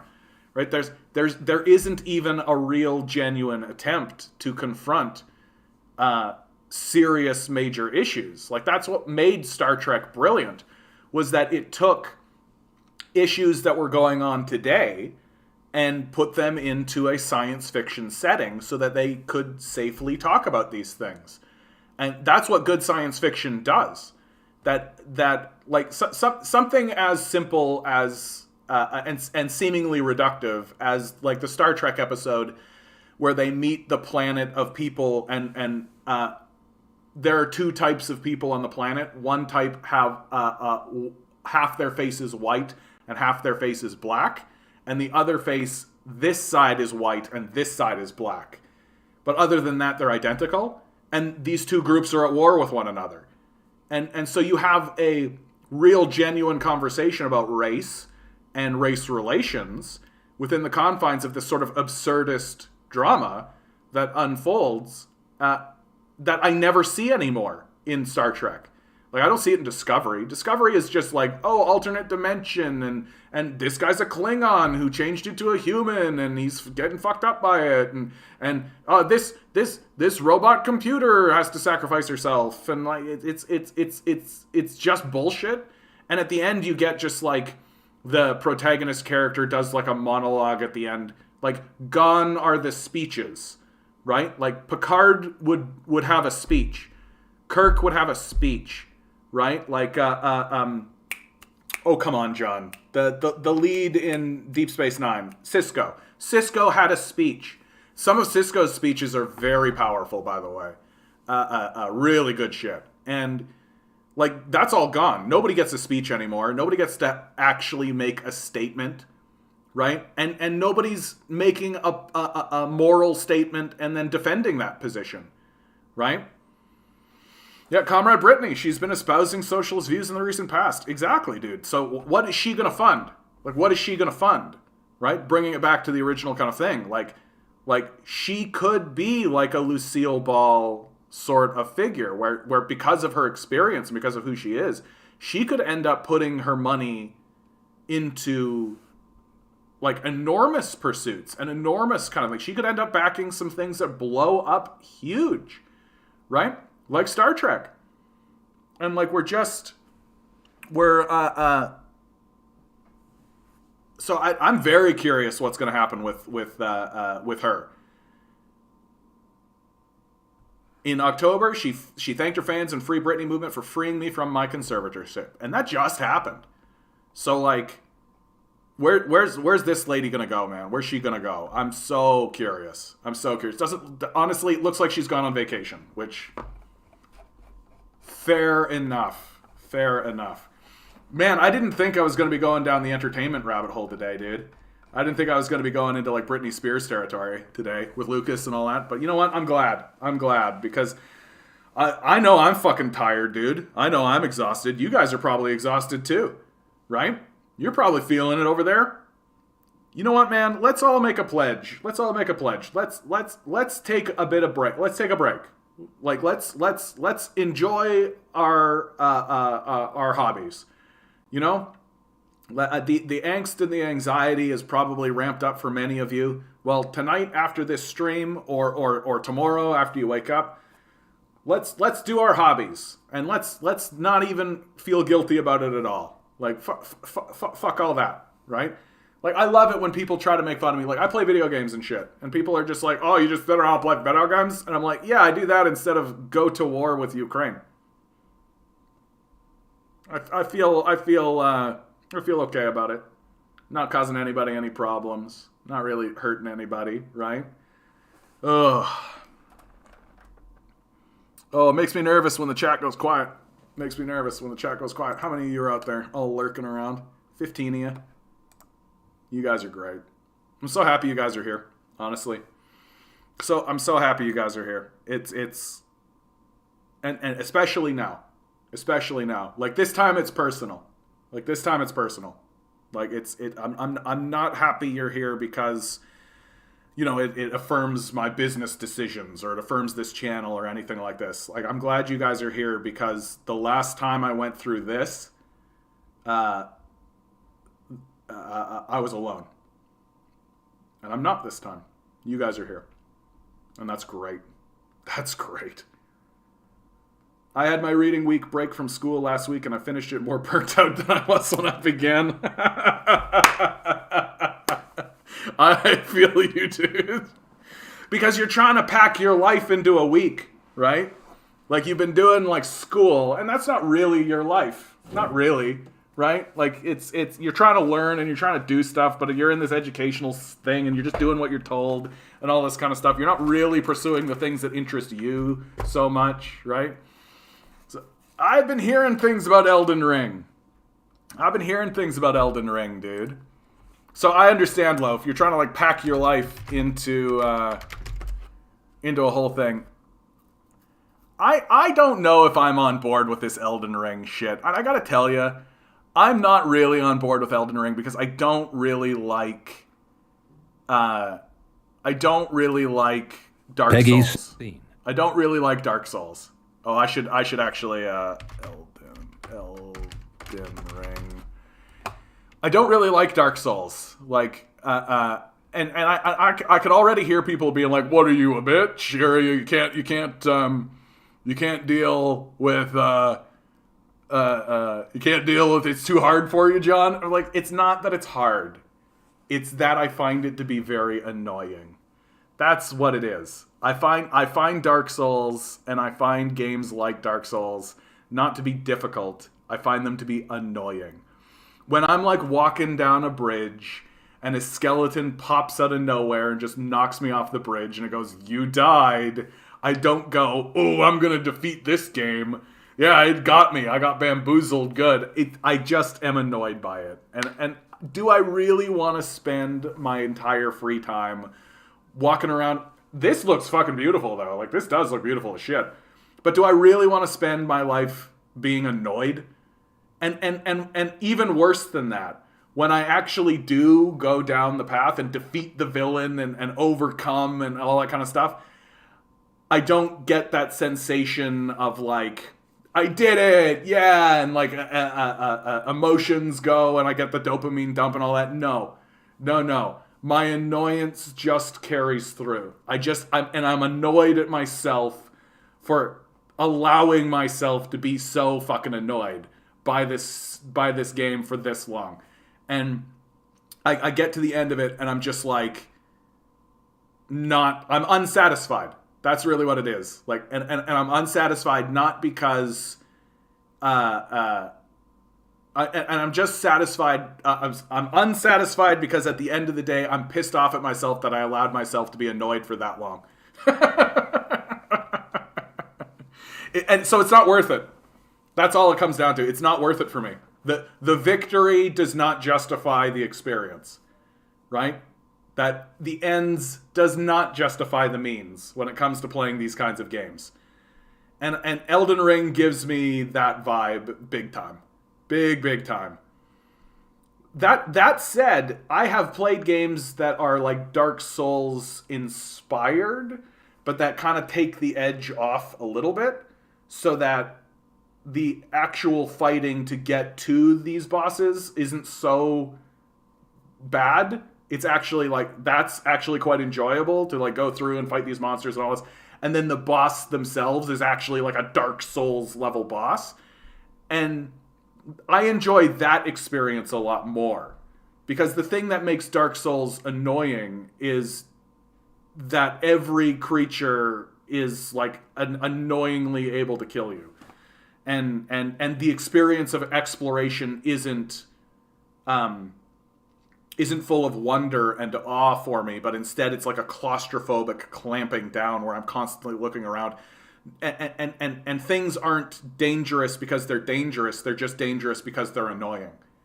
Right? And when you like when I die playing Dark Souls, I don't go, "Oh, I made an error and this thing happened." I go, "Oh fuck, it just killed me because it's annoying." Like I thrust forward, but the guy clips on the side of the thing, and so it moves him over a little bit, and then I tumble over the edge because this clipping thing happened. Like, it's full of that kind of shit. Anyway, yeah. Thanks, content. Some people turn around and they just go like, "Oh, you're a loser, you can't handle the difficulty." And I'm like, "Get fucked."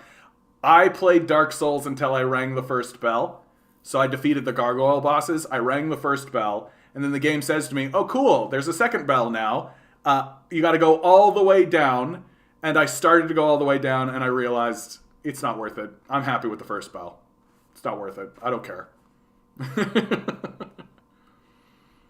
Oh yeah, okay, cool. Then maybe I'll check it out then. Maybe I'll check it out. If it goes on a Steam sale or something. Because I don't feel like incentivized to like play it right now, obviously. But this game does look really, really, really pretty. Like, this looks really beautiful. I also really hated in Dark Souls how every resource was like a limited resource. And so if you wanted to be a wizard, or if you wanted to be an archer, or if you wanted to do any of that kind of stuff, it was really hard. It was much more difficult.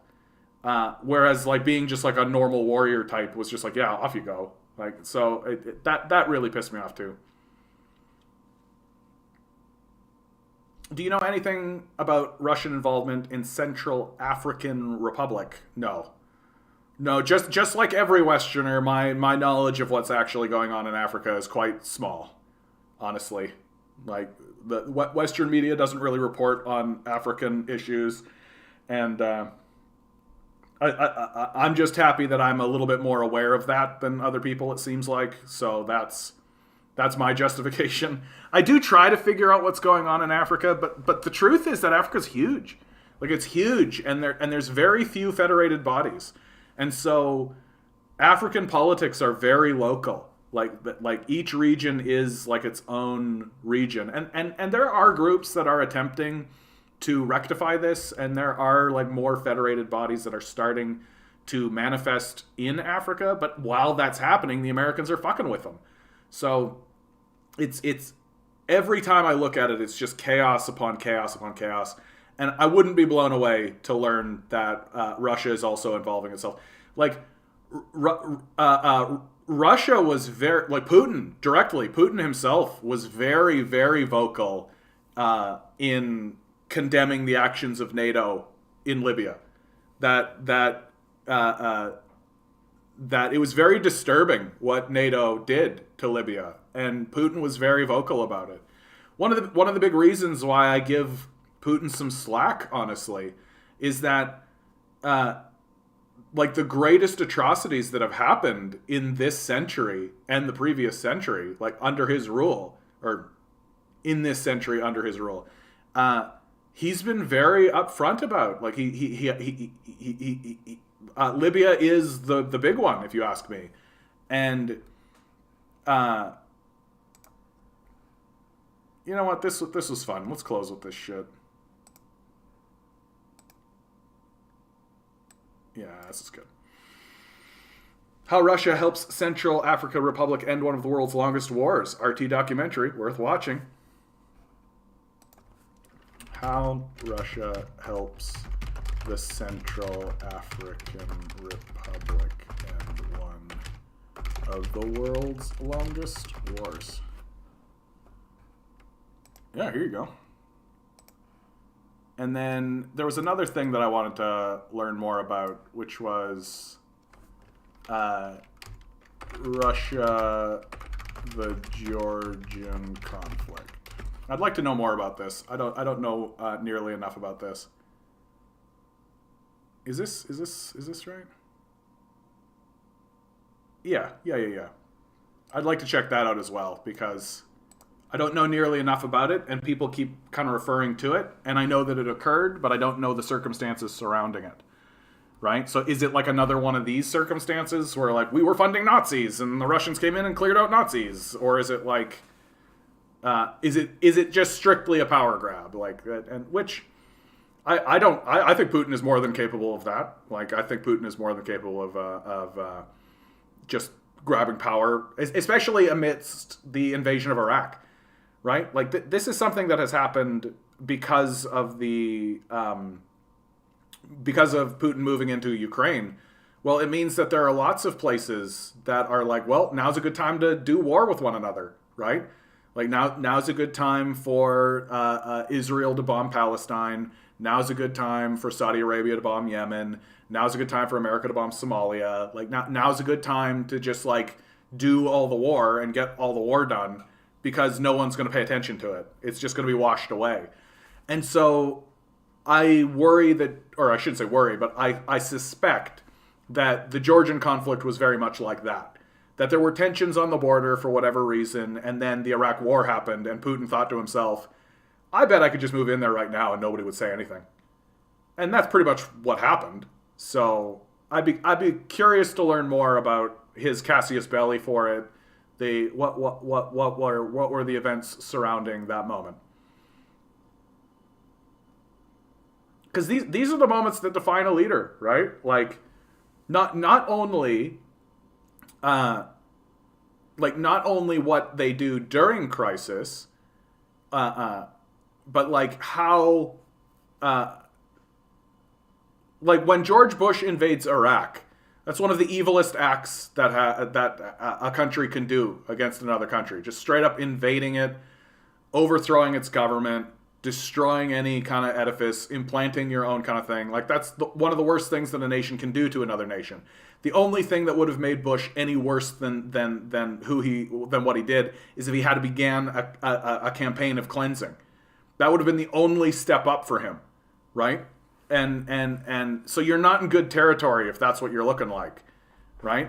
And so we can pretty clearly say, like, George Bush, fucking war criminal, like that's one of the fucking evilest acts a president can do. And like, but like if and so on those terms we judge George W. Bush, but then also like the incompetence of the leadership in Iraq and the handling of the war itself was clearly incompetent. And so you can also judge a leader based on those principles and those ideas, that even if the leader is going into a region and it's evil and it's illegitimate, well, you can still say, okay, but is it effective? Like, did it work? And in the case of George W. Bush, no, it fucking didn't work at all. It was a total fucking disaster. But like, so I don't really even know why I'm talking about this, but it's just true. Like, if somebody like William the Conqueror was an evil bastard. He was effective. He fucking worked. Like, he maintained control and he maintained power. He was good at what he did. He's fucking evil as shit. And that's kind of what I'm here to do, is like create people or critique people historically, you know? Anyway, I'm playing Dark Souls 2 while listening to this stream. Amazing. No, I can't do Dark Souls. And honestly, I'm watching the gameplay from this game, and as I go a little bit deeper, and I'm just like, nah, not for me. Not my jam. I'm more of like the games that tend to grab hold of me are more like ARPGs, like Diablo 2. I've been playing a lot of Diablo 2 recently, dude. They're just about to release a new patch for Diablo 2, and it's going to be a big one. It's going to be a good one. Thanks, Loaf. I appreciate it, guys. This stream got off topic pretty heavily today, but you know what? That's fine. I think that's fine to go into kind of La La Land for a minute. Why not? Hope you guys enjoyed it. Hope you were here to stick around for it. We are at the end of the stream, so I'm going to say, always remember, guys, each and every one of you is a quantum being, walking around in quantum energy. State of the Union tonight. There's something worth watching. These billionaires and oligarchs and Nazis are doing everything they can to keep you from realizing that you are a quantum being, so that you'll just stay the good little commodity you are. Don't let them. Revolt. Rebel. Repent. Good luck. We're going to need it.